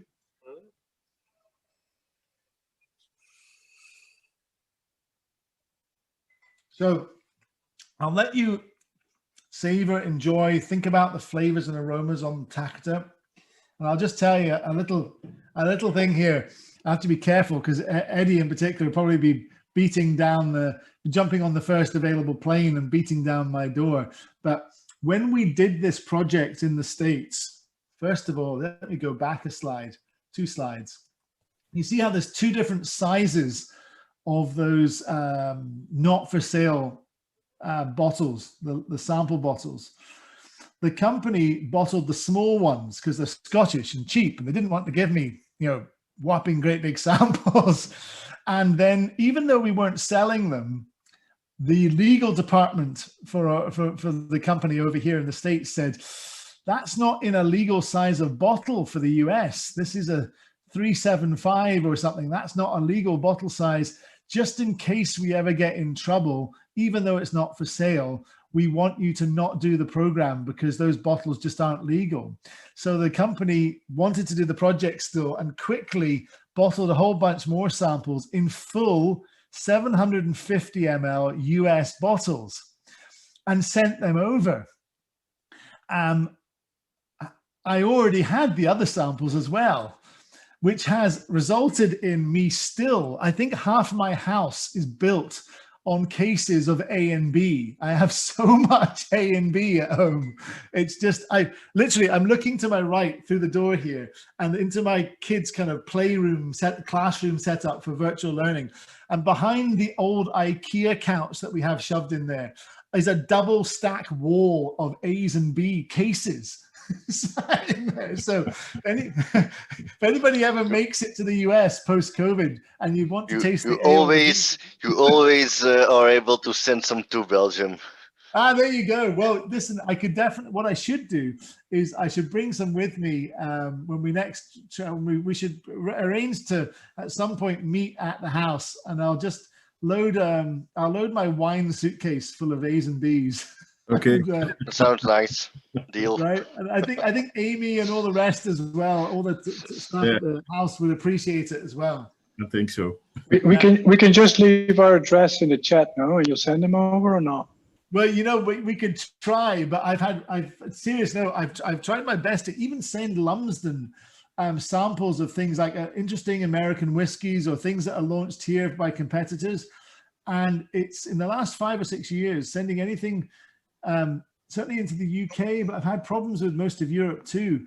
The customs officers are much more on their game than they ever used to be. You know, it always was hard to get stuff into the US. The US customs are tough, but it was really easy to send stuff everywhere else apart from Australia. That's the hardest of all. Forget it with Australia. But now, you know, Europe has got its act together, and I even sent Bill a Christmas present, and the UK customs wouldn't release it to him until he paid tax on it. It's a Christmas present. Pathetic. It's ridiculous. Yeah. But, you know, who knows? We could try. So what do you think, guys, of Tacta?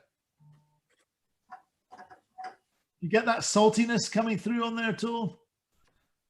It was always that kind of caramel, orange, and salted cashews, I think was what I got. Yeah, lots of fruits and flowers. I mean, it's a good whiskey, definitely a good whiskey, and I can see why it won.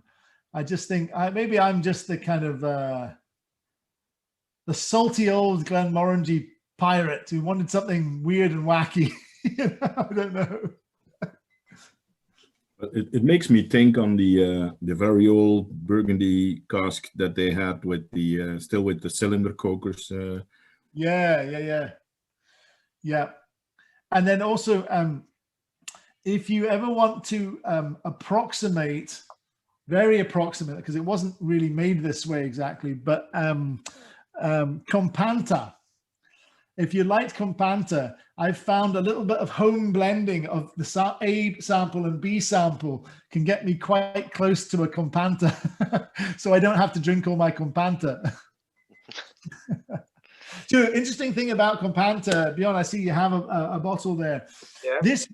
That whiskey actually, what Bill Lumsden learnt from Companta led to some of the projects surrounding Ardbeg Anno, strangely enough, because Bill was very much of the belief before Companta that once a whiskey was in a bottle and sealed, it didn't change, and it was what it was. But with Companta, for one reason or another, we were slightly rushed with, we'd formulated the whiskey, it was all ready to go in the lab, and then it was slightly rushed in terms of getting it down the bottling line, slightly faster than Bill would have wanted. And what we found with Companta was when and I'm talking about sealed bottles, when they were the first ones we opened for the first 6 months or so, 8 months or so, when we drank the whiskey then, it was quite, the wrong word would be disjointed. There was definitely two different parts to it. There was the influence of the Burgundy cask, and there was the influence of the Rasteau red wine from the south of France. And you could get the savory note, and then the sweet note, and then the savory note, and it bounced around on your palate. But go forward a year and open a supposedly new bottle of Companta, and it wasn't like that. It was all seamlessly knitted together. The flavors just kind of flowed from one to the other.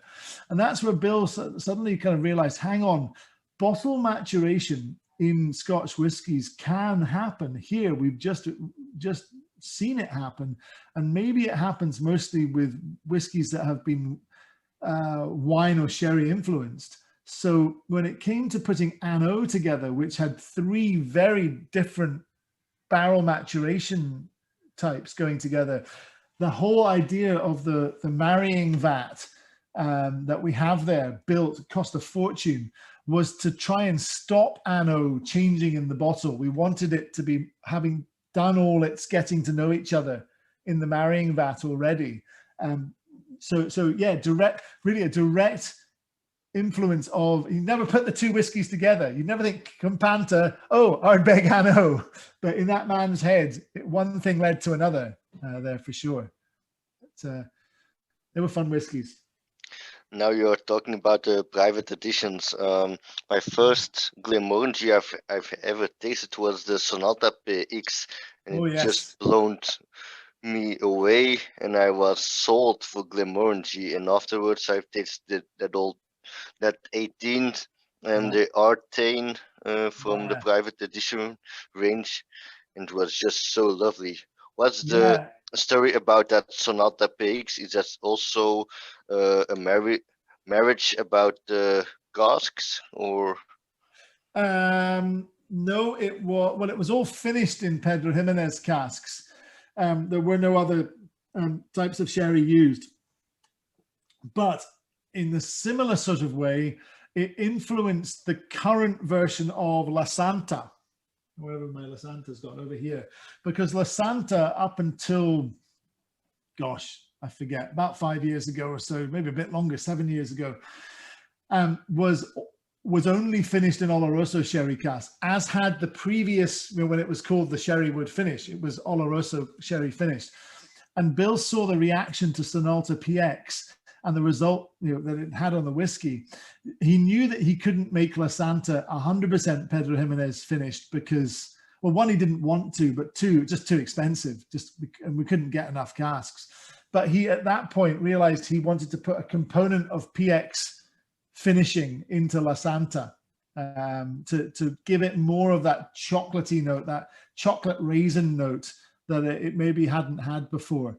I asked the marketing team, I was like, well, if we're changing the formula of the whiskey, instead of continuing to call it La Santa, we should call it La Santa PX. But they didn't like that. So it's still La Santa, and nobody really knows that there's PX in there. You have to really look at the label. But it's, anywhere between 20 and 40% PX casks, depending on how they're putting the whiskey together at any one time in La Santa. So there was a knock-on from the PX as well. And interesting you mentioned Artane, because most people, I think, would say Sonalta PX is their favorite private edition. Not me. Artane is hands down by far my favorite private edition. Just so good. So good. How that man, Bill Lumsden, managed to tame Sassicaia casks and make the whiskey have all the lovely red fruit and velvety and sort of peach notes in there, and tame all the tannic notes that you'd expect to get from Super Tuscan. He's a genius. He's the Willy Wonka of whiskey. It's pretty impressive. You guys are killing me. I have 8 of the 10 private editions.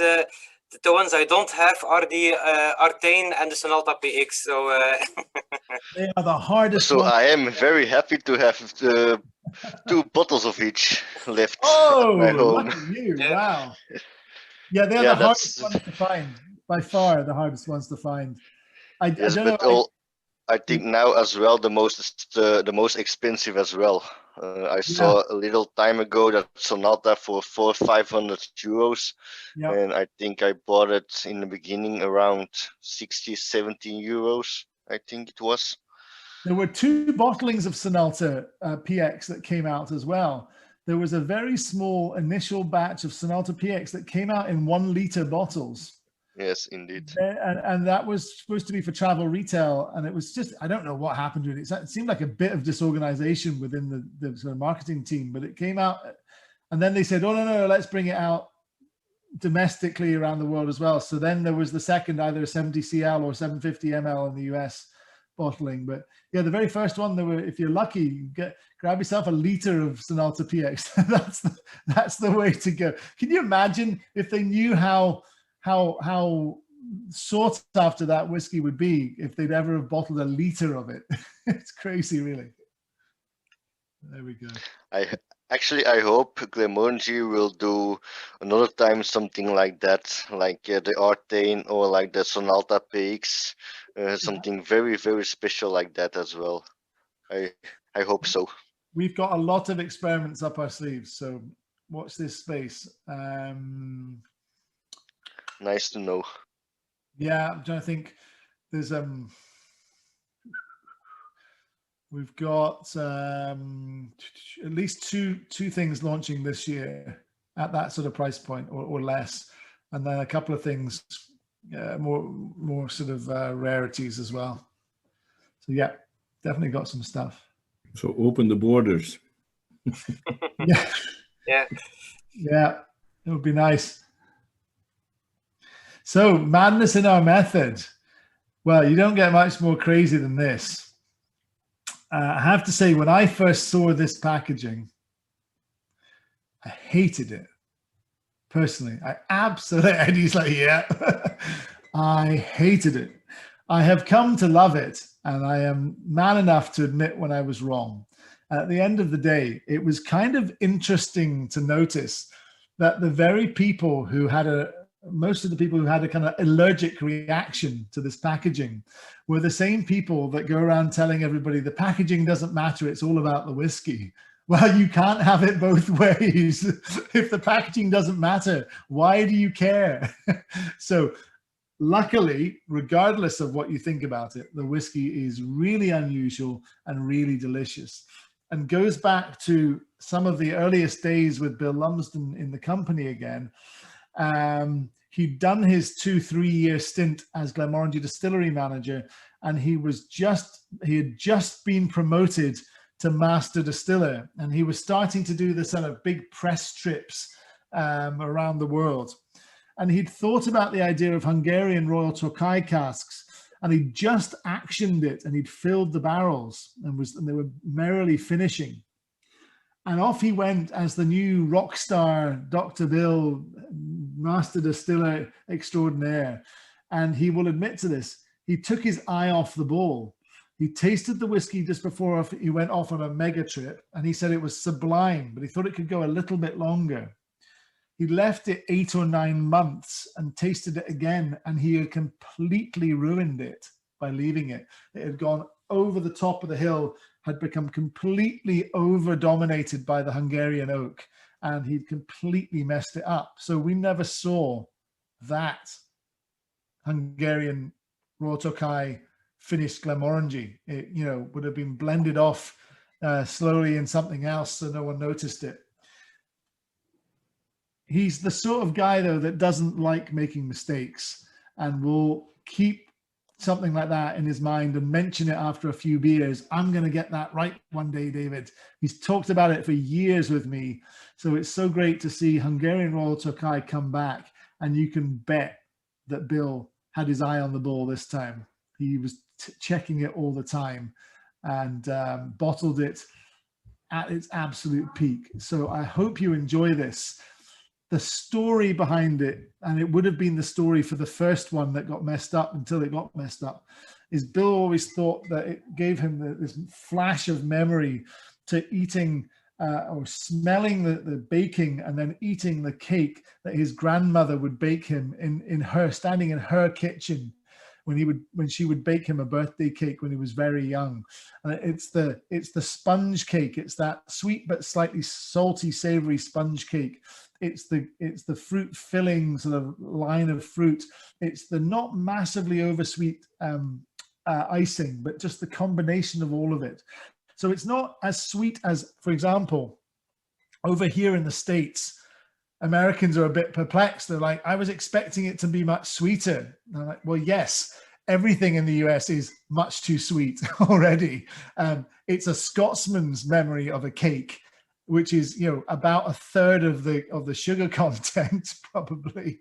So keep that in mind. This is not, and nor should it ever be, trying to be a whiskey liqueur. This is whiskey that has a flavor memory of cake, would be the best way to put it. So Are we ready? Yeah. So, a tale of cake. And the number one thing Bill says is pineapple upside down cake. So guess what? There's a pineapple-y fruit note in there. There's a cake note in there. That sort of spongy, slightly savory nature of a sponge cake. And I get, this is my own tasting note, this sense of kind of mango, almost like there's mango puree or mango preserve as laced in just a tiny amount through the middle of it.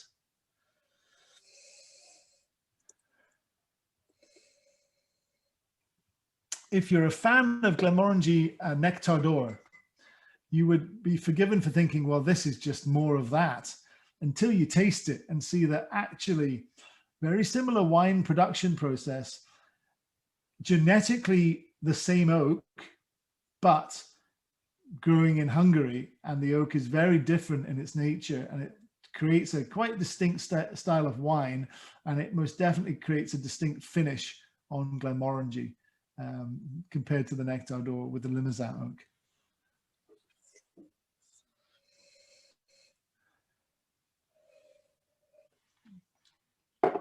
So yeah, not just the bottle, as Bjorn was showing, not just the bottle is wacky, but the packaging, the box is right. Whoever our marketing department's dealer is, I need to be hooked up with them because they've got some powerful drugs.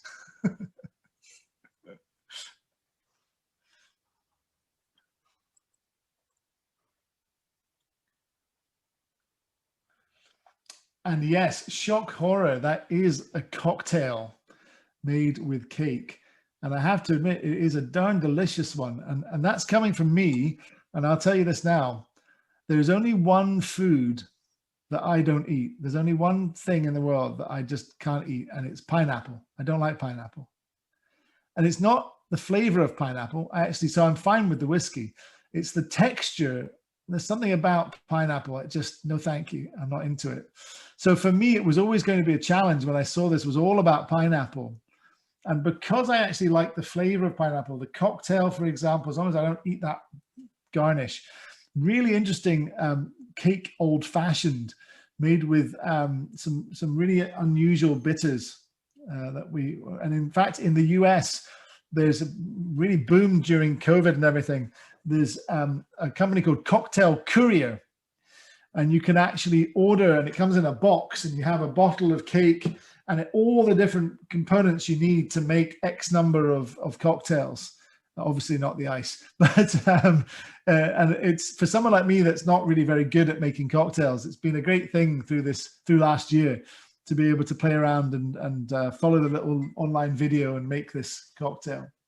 The pineapple upside down cake there, kind of reimagined, was a project we worked with that kind of got cut short by COVID, of course, but with Dominic Ansel, who is a well-known pastry chef in New York, who is the guy who invented the cronut, the donut croissant. And he's known as the Willy Wonka of baking, of pastries. So it seemed like a good pair up. And the last time I saw Bill Lumsden was in New York about 3 weeks before COVID really hit. And the three of us, Dominic Ansel, myself and Bill, were brainstorming and messing around with him about ideas for these cakes and cocktail and such like combinations. So that was quite a creative day as well. It's good fun.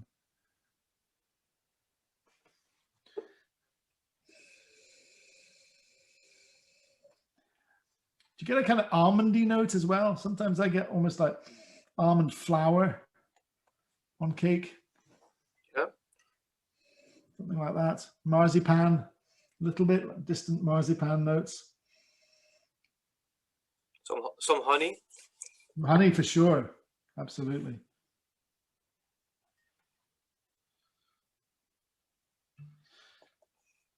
So I've come round to the idea of the packaging now. It's certainly kind of, it's certainly not boring. And that's a good thing. That's a good thing, at least. You don't want it to be boring. No, it's young and fresh, and I think it will attract a lot of young people yeah, into the whiskey world. I mean, it shouldn't really talk boring stuff about sales, but I just saw a report came through for Cake, and it's of all the, if you compare it to all the private editions, this isn't a private edition, obviously, but it's the same price point, it's the same kind of availability. This sold way faster than any of the 10 years of private editions. Mm. So must be doing something right. Yeah. Yeah. I think it's not an easy world to compare or to mix whiskies with cocktails. I started myself as a cocktail catering company, and I also am a big fan of single malt whiskies. And one of the first things I tried to do when I was working with cocktails was trying to make a very good one with whiskey. And after 20 or more trials of making a good cocktail, I never found anything that was worth it until I realized that the whiskey was the problem. Whiskey is such a distinctive character in a cocktail that when you use an average or a bad whiskey, you'll never get a good result out of it.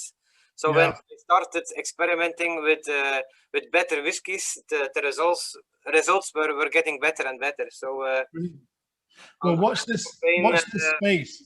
Watch this space, because we've got a project I can't really talk about yet, but there's something coming for Glenmorangie later this year that will be very much trying to answer that same question that you had there, is about how to use a single malt that will taste delicious as itself, of course, but will actually work when you start playing with it, you know.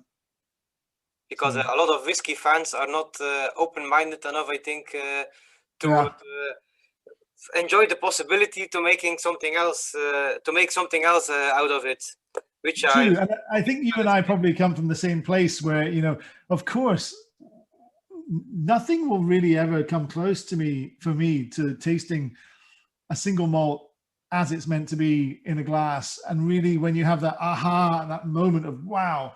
But that doesn't mean that you can't also derive great pleasure from creating interesting things from those cocktails, in the same way as, you know, eating a piece of fruit or eating a green pea fresh off the pod in the garden. Nothing ever is going to taste pea-wise as good as that pea. It doesn't stop you cooking with peas. You know, it's the same sort of thing. You know, there's just variety is the spice of life.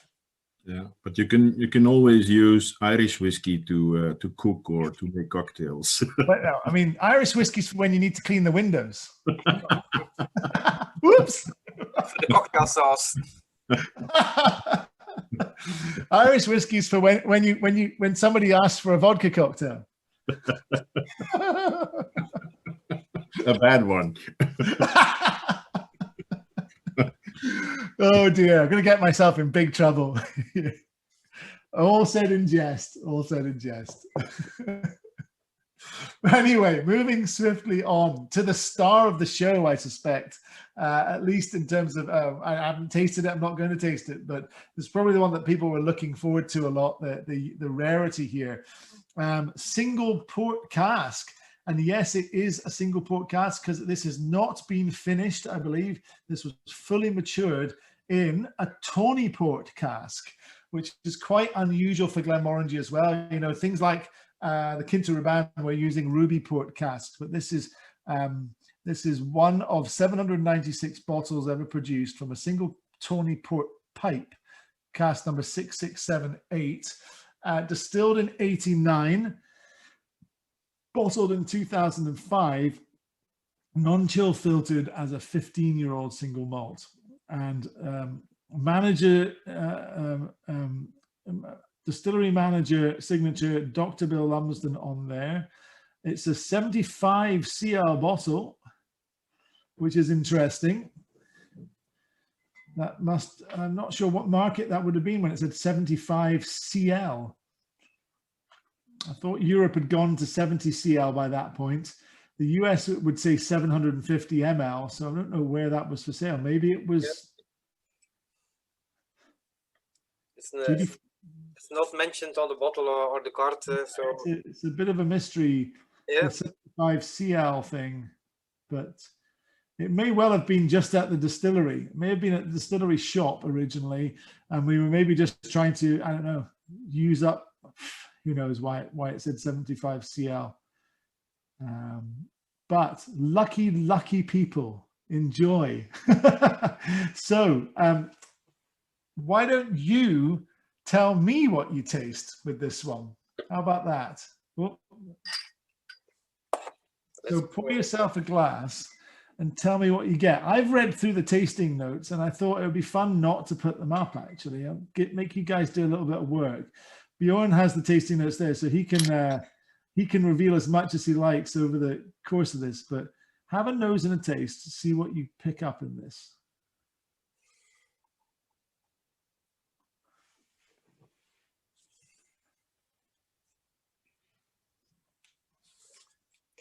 Any thoughts of everybody?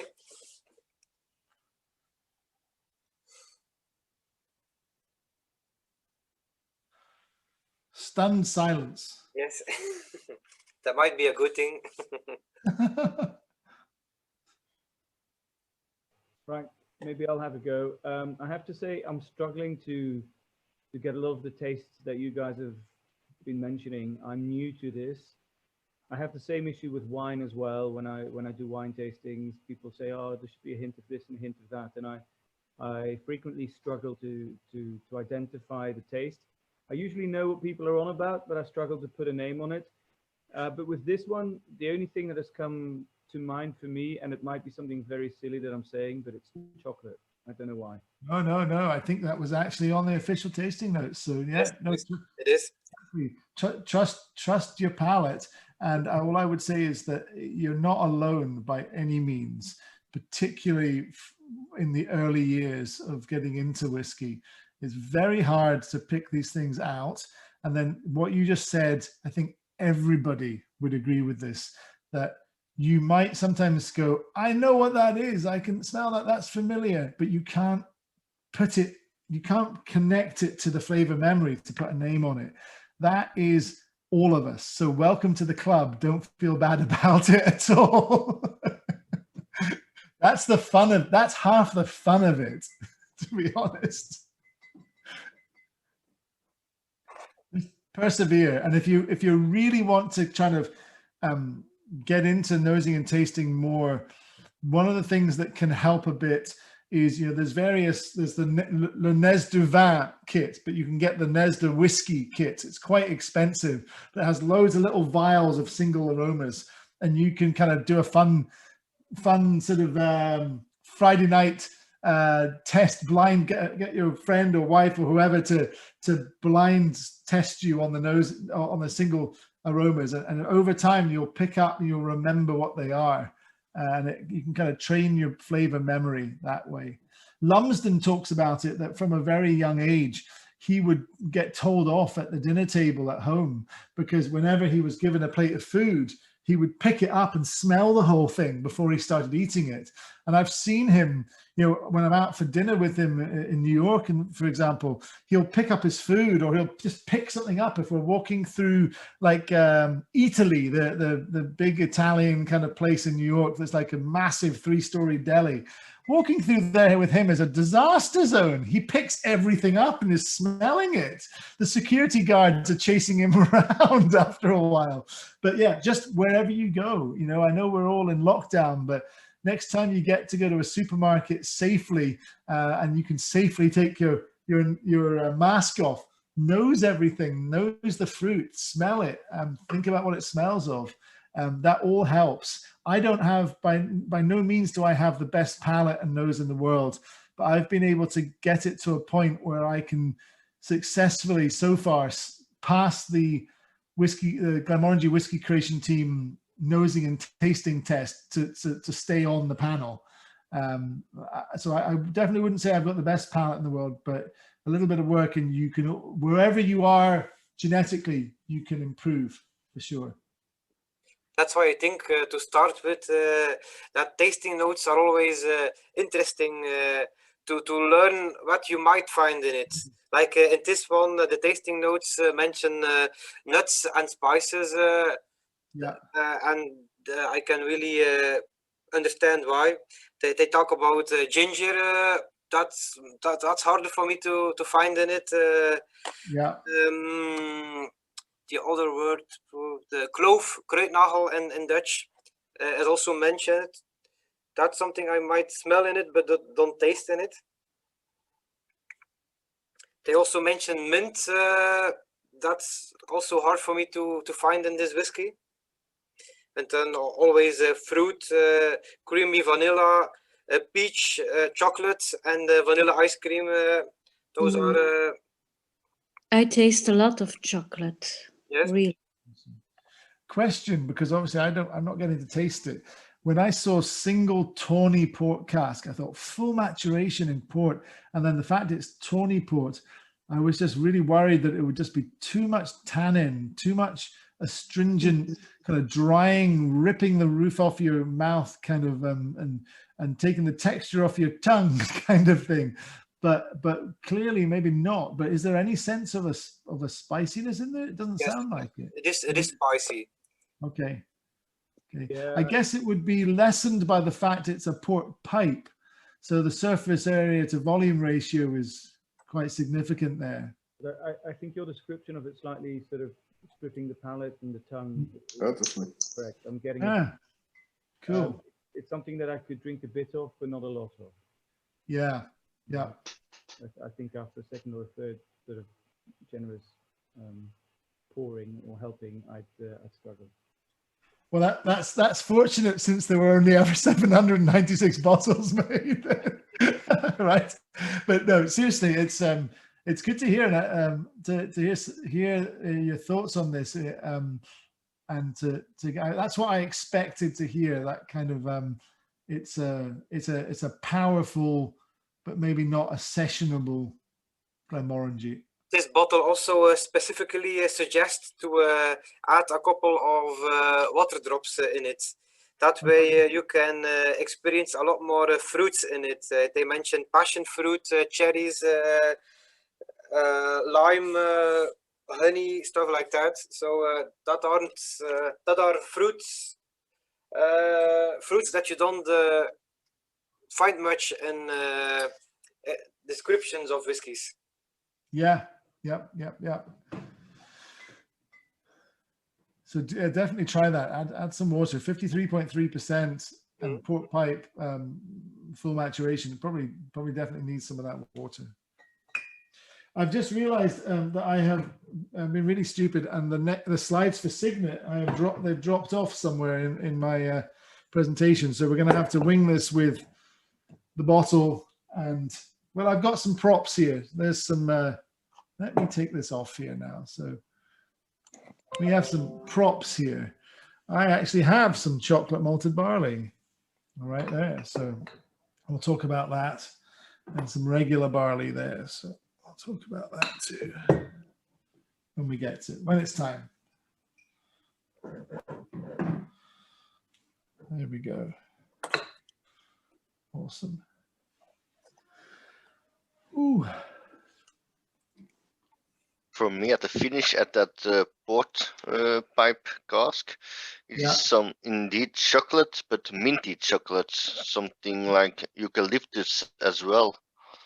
I love that because Glenmorangie has a tendency sometimes to have that mintiness on the finish. Yes, indeed. Particularly when it's had an influence from red wines and most commonly port.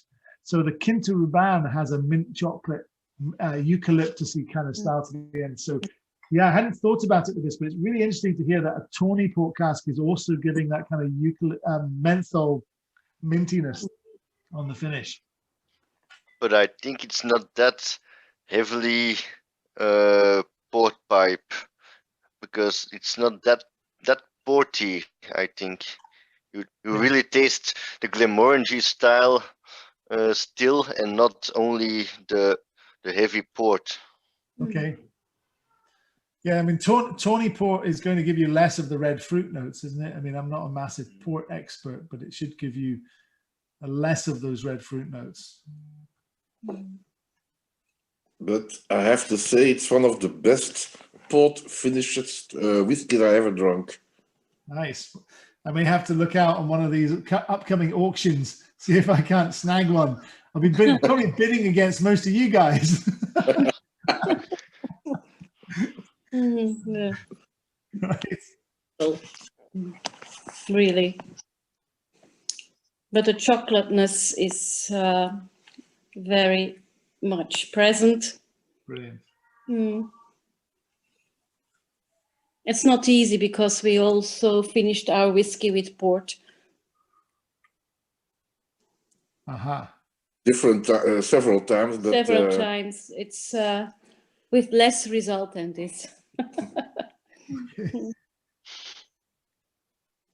Fantastic.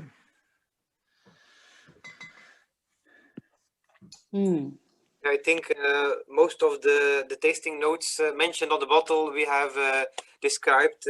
They even talked about eucalyptus and things like that. So I think we found them all. Hey guys, you should come and work for us.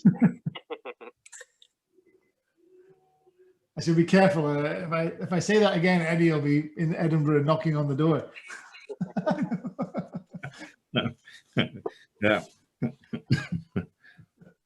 It also mentioned it starts with milk chocolate or softer chocolates, and the finish is more lingering bitter dark chocolate, and I can relate to that. I'm going to pretend I'm drinking the same thing by pouring a little bit of the Kinter Ruban. Not really the same thing, but hey.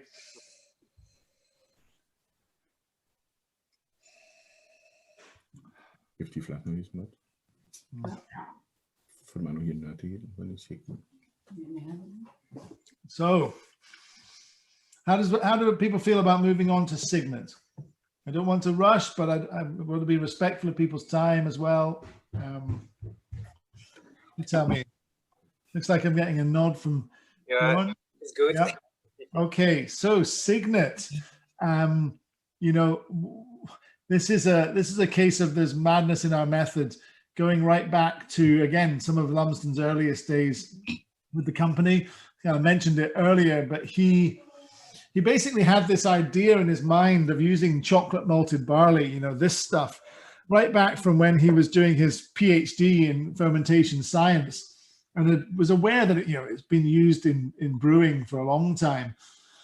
And it makes, as you know, a very distinctly different style of beer when you use any form of chocolate barley or chocolate malted barley.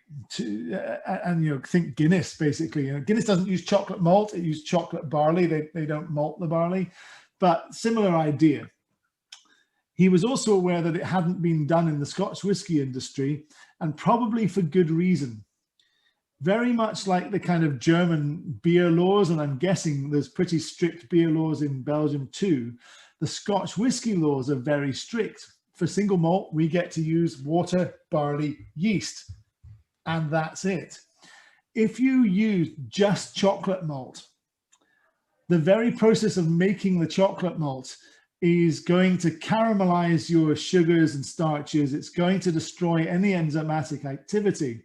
So chocolate malt, water, and yeast is going to make, wallpaper paste stroke porridge. That's about it. It ain't going to make, you're not going to get really any fermentation happening. Brewers can get around that problem, as Bill says, by adding a bit of jungle juice, a bit of sugars, a bit of enzymatic starter, and away we go. Not legal in Scotland, so we can't do that. When I'm presenting to a US audience, I steal the term from US whiskey, which is a mash bill. I kind of describe it almost as if we were using a mash bill. So we're using regular Glenmorangie spec barley. This stuff's here to do the hard work. This stuff is going to make the alcohol that puts smiles on our faces. The freeloader, along for the ride, but creating the unusual flavor, is the chocolate malt. When we do that, because there's still, you know, a lot less fermentable substance in this mash bill, our yields drop. When we're using this chocolate malt mash bill, our yields at Glenmorangie drop by about 33%. Now, that is the answer, that explains the answer that Bill got when he first presented this idea as a young guy, as distillery manager. He presented it to the board of directors, and he was basically laughed out of the office and told to go back to Tain and, you know, keep making the whiskey and stop having silly ideas.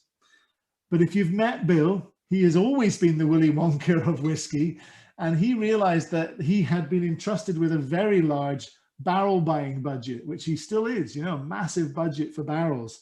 And there are places in budgets that big to hide line items. And so he went ahead and bought a bunch of chocolate malted barley in his barrel buying budget and took on a skeleton crew of the 16 men of Tain.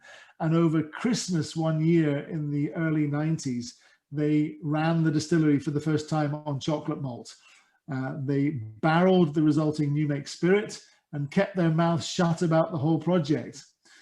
Move forward, and he's done that a few times, move forward to more enlightened times with the ownership of Hennessy LVMH and the actual opposite pressures. Before it was, you know, where can we cut corners? Where can we do things cheaper? Now it's, here's a bunch of money. When are you going to make us the next world-beating, one-of-a-kind whiskey that everyone shouts about? You know, that's the pressure Bill's under. So Signet played right into the current, you know, era's thinking, thank God. So it saw the light of day. To complicate things a bit more, the final Signet in your bottle is not all whiskey made from that mash bill. That actually makes up one of maybe 3 or 4 component parts to the final whiskey. So let's go with 3. At the heart of Signet, the beating heart of it, is the whiskey made from this mash bill. That's what gives it that espresso coffee unique flavor profile. But by itself, when we taste it out of the cask, a bit like coffee sometimes, it can be a bit too astringent, maybe a bit one-dimensional. It's wonderful, it's unique, but it's not the fully balanced, rounded Glenmorangie. That's where, and I mentioned this already, 2 other component parts come into the rescue. First of all, the whiskey that is much more like Astar, that comes in. What have I done with my Astar? I'll put it somewhere. Anyway, whiskey much more like Astar. Younger, first fill designer oak casks. Again, the analogy with coffee. We've got our espresso. If your espresso was a little bit maybe bitter on the finish, of the taste, what could you do to it? Well, maybe you could add some cream or frothed steamed milk and make it into a cappuccino or a latte. That would round it off a bit, make it into something different. If it was still not quite right, the third thing you could do to your whiskey and also to your cappuccino at this point would be cappuccino, you could add a bit of brown sugar. The analogy there would be some stocks of pretty significantly old sherried Glenmorangie. Not all, but some of it dating right back to the 70s. There are smatterings of old 70s era sherry matured Glenmorangie, stuff that we would never release by itself. It's a big sherry bomb, counter to the whole theory and ethos of finishing that we have, but and predating Bill, but perfect as part of the color spectrum to kind of build a painting together for the final Signet. And I liken it to adding a little bit of brown sugar to my cappuccino in the morning or something like that. So those component parts work to give you balance to the final Signet. I said 3 or 4 components, so I can't let that drop. The other component part that Bill has admitted to me about, and there's more that he won't tell anyone, but there's a component of virgin oak finished Glenmorangie in there too. Something, if you're a big Glenmorangie fan, you'll remember the old 15-year-old that was partly virgin American oak finished, and it was a bit more bourbon-like in there. Or if you've had a chance to try Atlanta, think a little bit like that. there's something a bit like that in there as well, just to beef it all up, I guess. So one of a kind, awesome whiskey. The only other thing I'd add is that if I'd never tasted Signet before and I was blind tasted on it, could I take it out of the lineup as part of the Glenmorangie family? I'm not sure, personally. It's really quite different. But there we go. Let's have a glass of Signet. Cheers. Cheers. Cheers.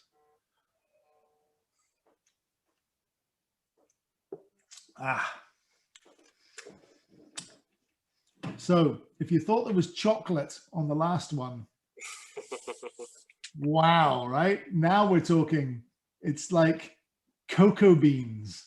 It's like espresso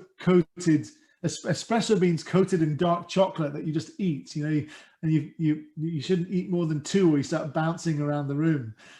But it's that kind of thing going on. It really reminds me of that. Sometimes when you buy a coffee, you get some of those coffee beans completely covered in dark chocolate. It's really the same taste.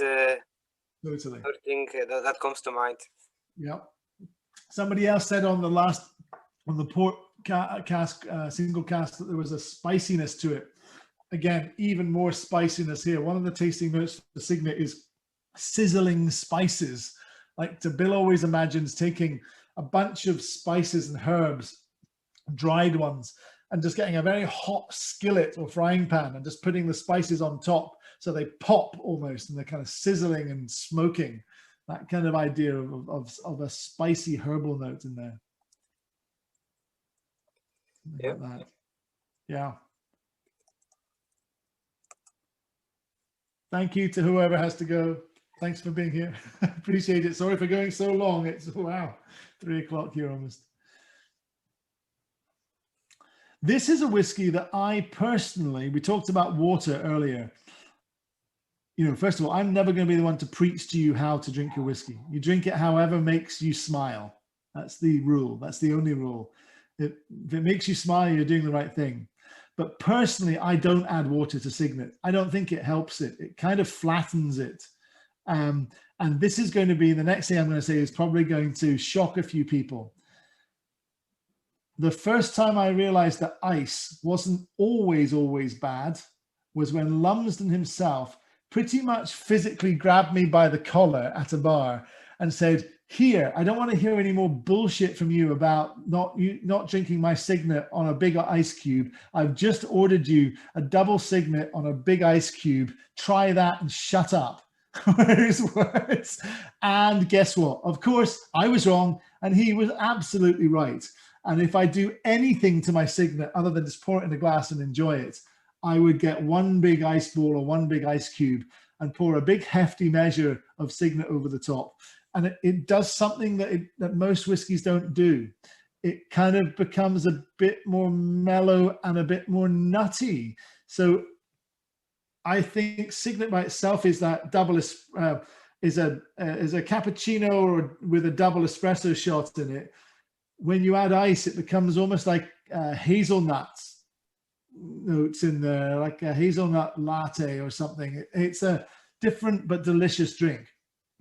It's the one when you're doing the tasting at the house, they are actually going 3 times with water. They're adding 3 times water at Signet. Really?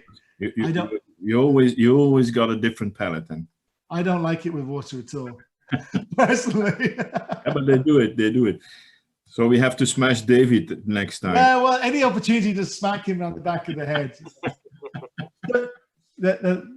Eddie, the lesson here is don't trust an Englishman. I know. You know, you can tell him I said that. not even when he wears a kilt, you always see it. Yeah, exactly. You know, Englishman in a kilt, you can see his frilly underpants sticking out the bottom, his petticoat. Sorry. I can say that because I'm actually about quarter English myself, so it's okay. I get it. So it's you. Yeah, it's terrible. Shouldn't have admitted that. There we go. The whiskey reminds me of a whiskey I tasted not long ago, Vetterkern, 16 years. It was also with black malt. Yes. I have a bottle of that somewhere. I just got one. Yeah. Yeah. But that's not the mixture with the white and the black. It's only the black, I think. No? Well, they would have. I'm assuming that Vetterkern, they would have had to have used some regular barley in their mash bill. Just otherwise, I don't know how they would have got fermentation going really, unless they're doing something not above board, which I don't believe. I don't think they'd be doing. So I'm pretty sure that there'd have to be regular barley in there. The other reason is that when you mill chocolate malt, it just disintegrates into like it's like that bit in is it Raiders of the Lost Ark where everything just goes to ash. It's a bit like that. It just goes to very fine powder. So if you had 100% chocolate malt, not only would you not have any fermentation happening, but you add water and then it would set like concrete pretty much, I think. So I'm pretty sure they'd have to have a good amount of regular barley in there. Yes, but the percentage of the black malt would be higher than this one because you could taste what you describe. It's much heavier. Yes, than this one. This is very elegant still, and that and you have the chocolate taste very pronounced. So it's I really like it. Great, I'm glad. Yes, I tried the Vetterkern recently. That's all I'll say. I tried it recently. All right. Yes. Got to be ambassadorial and right. I tried it recently. Yeah. You better watch out because I think Bjorn is recording this. Yeah. I have to be careful. Yes. It was interesting to taste it for sure, but yes, the combination of the other components I think is what really makes Signet what it is. I've had the opportunity to taste the component parts of Signet, and yes, when you see them all together, you understand. Yeah. If anybody, I'm sure a few of you are big enough Glenmo fans, this won't be completely new news, but frustratingly, just about 6 months before pandemic, there was a limited edition. The first time ever we've done a limited edition Signet. I've been screaming, can we do some limited edition tweaks on Signet? That would be brilliant. I think everyone would love like a different take on Signet every now and then. Well, they finally did one, but it's only available in the airport in Seoul. In Seoul Incheon International Airport.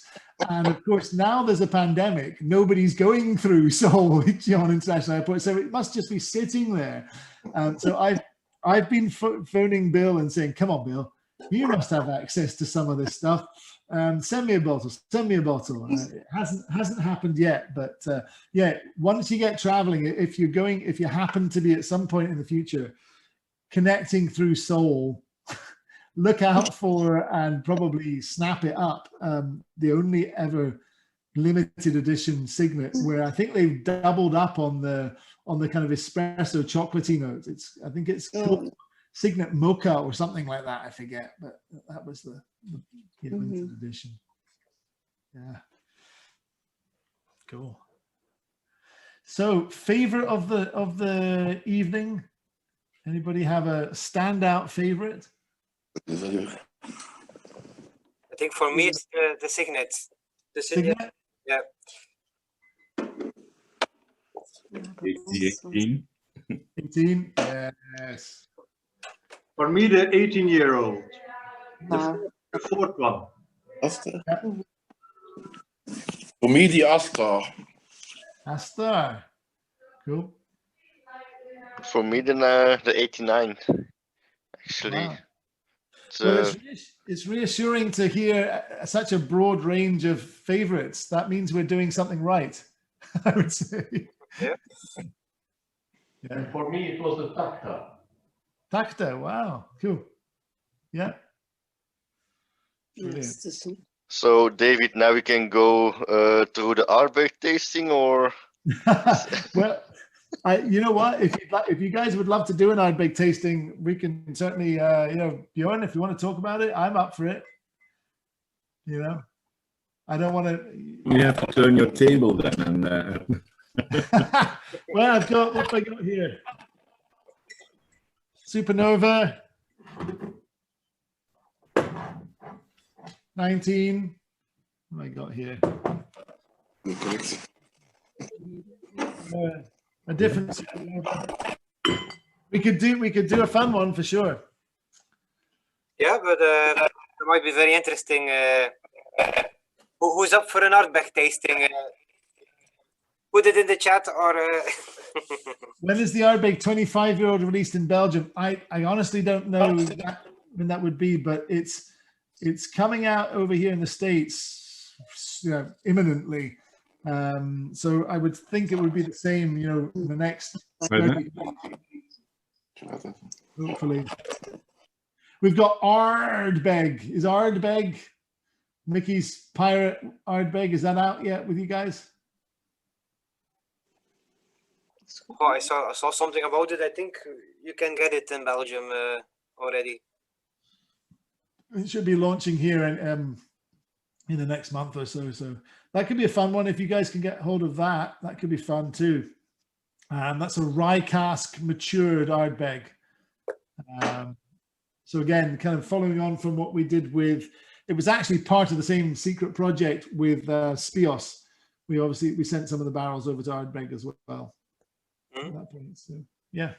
So no, I'd if you'd have me back, I'd be interested for sure. That'd be fun. Yeah, well, I'll talk to you about it. Brilliant, love it.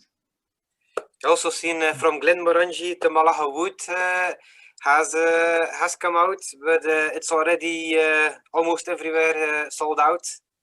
Is that a new pickup on the wood finishes of Glenmorangie, or was that a one-time deal? That was already a one-time deal, the Malaga. Although there will be another one this year. I don't know what the story is, what the wood is yet, but there will be a limited edition Glenmorangie this year in that same what's it called, Barrel Reserve or something. I forget series. So there'll be that. There'll be, I know it's not much use to you guys, but if you get to travel later in June this year, there'll be a second. Oh, actually, I have to be careful about admitting to that. Oh, whatever, I've said it now. This is Cabell Estate, which came out for the Americas. 15-year-old first fill, all from barley from our fields around the house. There'll be a follow-up batch 2 to this coming out this year as well. So that should be fun. Do you know if they're gonna make any more private editions also? Because I've seen they skipped a year now. Yeah, no, I think the term private edition has probably been put to bed. I'm not certain, but I think the decision was after 10 years, let's just take a bit of time. I absolutely categorically can tell you that there will be plenty of exciting limited edition Glenmorangies. We're not stopping that. Yeah. So there will be liquids. Whether it's called private edition, probably not. There'll probably be some new range or series. I don't know yet what the plan is, but and obviously, you know, Cake was not officially part of the private edition. It just said limited edition, but you know, roughly the same availability. Similar kind of unusual cask story, similar price point. You can expect offerings at that price point and of that kind of availability and of that interest to continue from Glenmorangie. They made probably not going to be called private edition, though, I suspect. Okay, nice to know. Yeah. Indeed, good question for sure. Anything you guys would love to see from Glenmorangie? Anything that, you know, I could go and bend Dr. Lumsden's ear about? Yes, actually, I have some. Okay. I would love to have, I think, a Glenmorangie in one of our Belgian beer barrels from the region of Brussels. Okay. Something like a Geuze or something. I think that would be very interesting as well. Okay. I'm taking notes. But it all depends actually if the SWA approves it, of course. Yeah, we'll cross that bridge when it comes to it. Very much like Signet. Lumsden was dragged when we first were about to come out with Signet. Somebody leaked it to the SWA, and Bill was dragged up in front of them to explain himself, and obviously did a good enough job because we got it past them. They argued that chocolate malt was not traditional, and Bill said, "What, you think back in the day, over centuries, when all the distilleries were malting their own barley, they never burnt it by mistake and then used it anyway? Of course they bloody did." So it's traditional, and we're going to do it. Thanks, bye.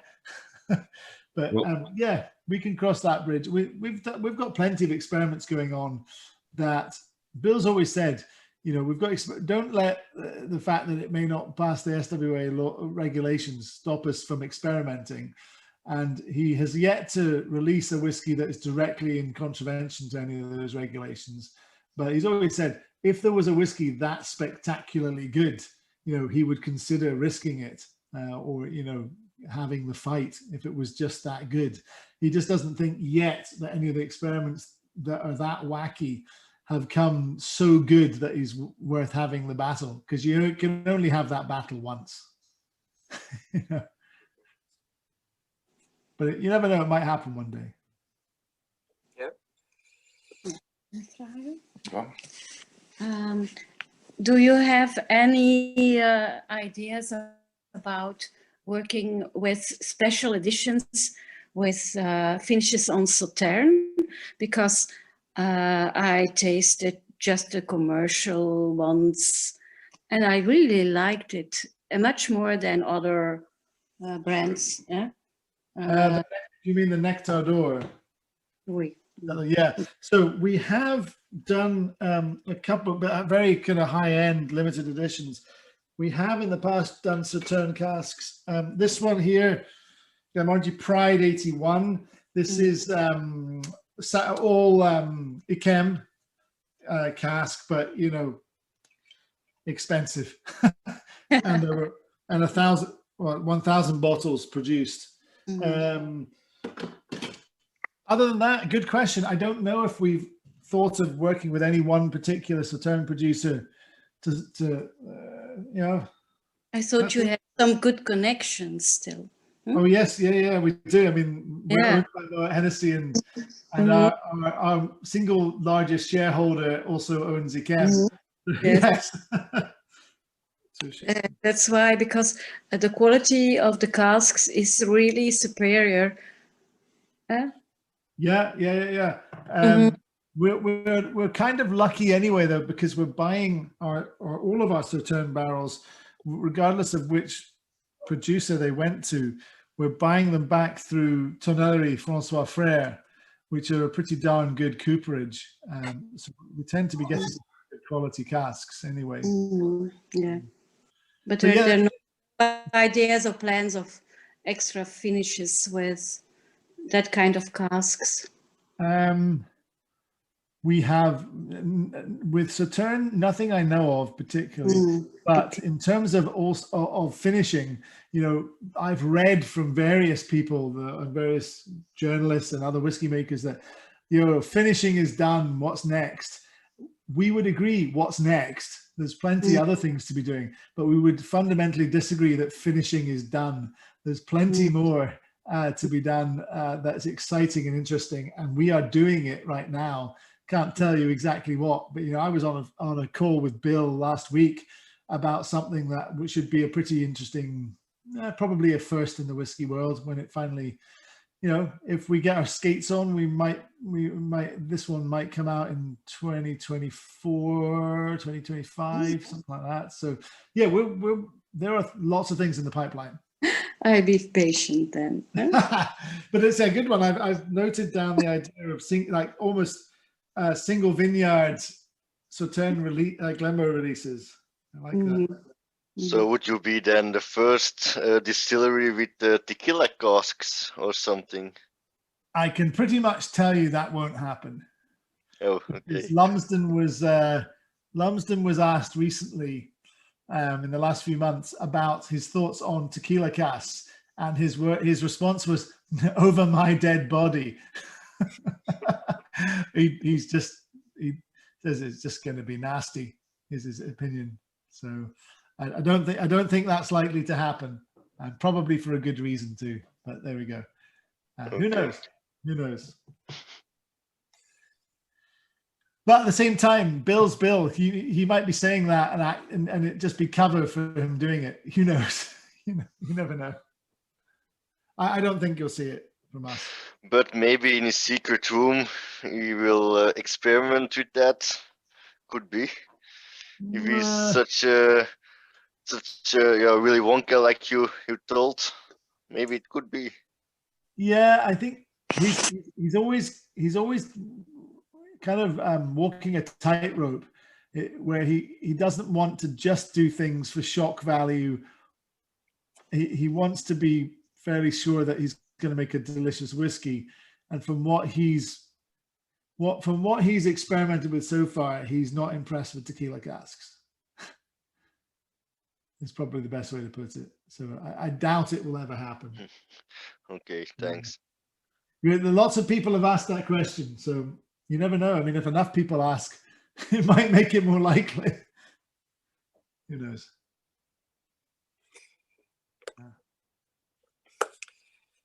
I am out of questions for now.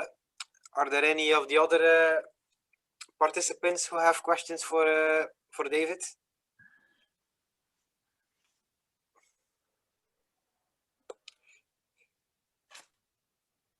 When will we see you again in Scotland?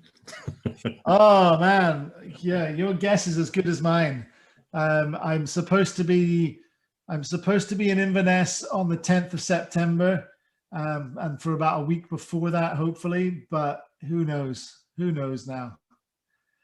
It's just.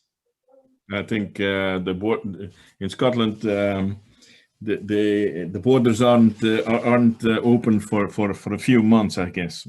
Yeah, I mean, the only thing that's going in my personal favor is, believe it or not, I can't believe I'm saying this, even though the US isn't handling the vaccination program particularly well, it seems to be handling it better than most other places, actually. Yeah. And I'm actually getting my second and my final dose of Moderna on Wednesday. Mm. I had my first dose 3 weeks ago almost. So, I mean, things down here, I'm just outside of Dallas. Things are moving really fast. Yeah. I hear that from a lot of people in the States. They're telling all those bad stories here about the States, but they are much quicker with the vaccination than Texas than we are here. Texas got to 1 million people vaccinated like 3 weeks ago. Yeah. And they're rolling through. They're opening on Wednesday. I'm going to the high school stadium down here. Looks like something that like a English Premiership League would have. It's massive. It's absolutely massive. They have converted it into a drive-through vaccination center, and you just you have to wear a t-shirt, roll the window down, and they stick you. Yeah. That's it. Unbelievable. Yeah. So they're trying to do. I think that one center is going to do something like can do 20 to 40,000 a day, something like that. So yeah, I never thought I'd say the Americans were more organized at something. But they are. They seem to be. Yeah, yeah, yeah. And So I even mean, I don't know. We'll see. We'll see. Have to see how Scotland gets on. There is actually a vaccine. I was looking this up yesterday. There's a company that's making a vaccine that is apparently about to be approved, and it's like a walk from Glenmorangie's bottling hall. Our bottling center is in Livingston. Mm-hmm. At the Alba plant, and just down the road there's a vaccine company that's a very likely to have a vaccine that's approved. So there'll be a factory in Scotland, and I think it's a single dose vaccine too. So if it's that might rapidly change things in Scotland. Yeah. So who knows? And as it's close to the bottling of Glenmorangie, they might mix something. Well, maybe we'll do a holiday pack. One of those gift packs. Instead of getting a Glencairn, you get a little vial. Yeah. Oh dear. Single malt, single dose, yeah? Yeah, single malt, single dose. You get to cheers your survival with a glass of Glenmorangie. Who knows? But no, I don't know. I mean, I'd love to think I could get to Glenmorangie in September. Well, things need to turn a corner fast if that's going to happen, doesn't it? Have you got any plans, Eddie, to get over, or anyone else? Normally we are going something between September and November. Depends on. But last year we didn't make it. Normally we're there each year at the house. Well, just to share this again. This is my last slide. This is a rather low res picture, but I want to just talk about how we're looking at the future, and I'm sure some of you know about this. This was supposed to launch last summer and obviously got delayed, but this is the Willy Wonka's chocolate factory kind of secret skunk works operation center here, and next to our main still hall, which is here, this towering building is going to be an experimental center for Bill and his team to do all the funky, crazy stuff they've ever wanted to do without having to worry about disrupting the production line of distillate for core range. And over here on the left, this building that doesn't look so exciting is going to have all sorts of wacky fermentation apparatus, mills in there, all sorts of stuff. So we will be able to accelerate our experimentation, into a different league with this setup. And that is due to apparently open around about the 5th of September now. Oh yeah. So we'll see what happens. Was still when we were there in I think it was November 19. It was still with wooden walls. We had the tour from Rachel, I think, or I'm not sure if it was Rachel or Annette. I'm not sure. Yeah, I've had an opportunity with a hard hat on and everything to stand up here and look around, but it wasn't finished at all. It was still a building site. But quite interesting. It'll be you talk about the Willy Wonka's chocolate factory. It's not just all marketing fluff. We are spending money. We're serious about this. Yeah, nice. It's going to be fun. So if that happens, it might be a good reason to be there. Yeah, around about or just after. I wouldn't go right then because it'll be hard to give you any access because we're going to have, if it happens on plan, we'll have media there and such like, but a few weeks later will probably be a good time. Yeah. Cool. That'd be great. There you go. Cool. It's also on my bucket list to go to the distillery and Glenmorangie house, but it might be for in a couple of years. Well, Bjorn, let me know as soon as we think it can be practically arranged. I'm delighted to help you book that. And, okay. Ideally, I'd love to get over and show you around. Let's see if we can make that work. Okay, that would be very nice. Yeah, that'd be fun, right? Cool. Are there any other questions for David?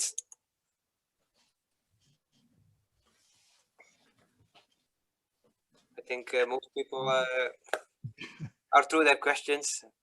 I think they're out of questions. Then it only rests me to thank you a lot for this tasting and all your work and effort to putting this together, and all the very colorful slices on the PowerPoint presentation. Thank you. Appreciate it. No, thank you for having me. And I'd love to do an Ardbeg one. So we could do something fun there for sure. You're going to hear me sure about that. Yes. Brilliant. Cool. Well, cheers, everyone. Thanks, Björn, and thanks, David, for the lovely presentation. And hope to see you in September then. Cross fingers. Yes, absolutely. Okay. Okay. Cheers, everyone. Cheers. Cheers. Bye.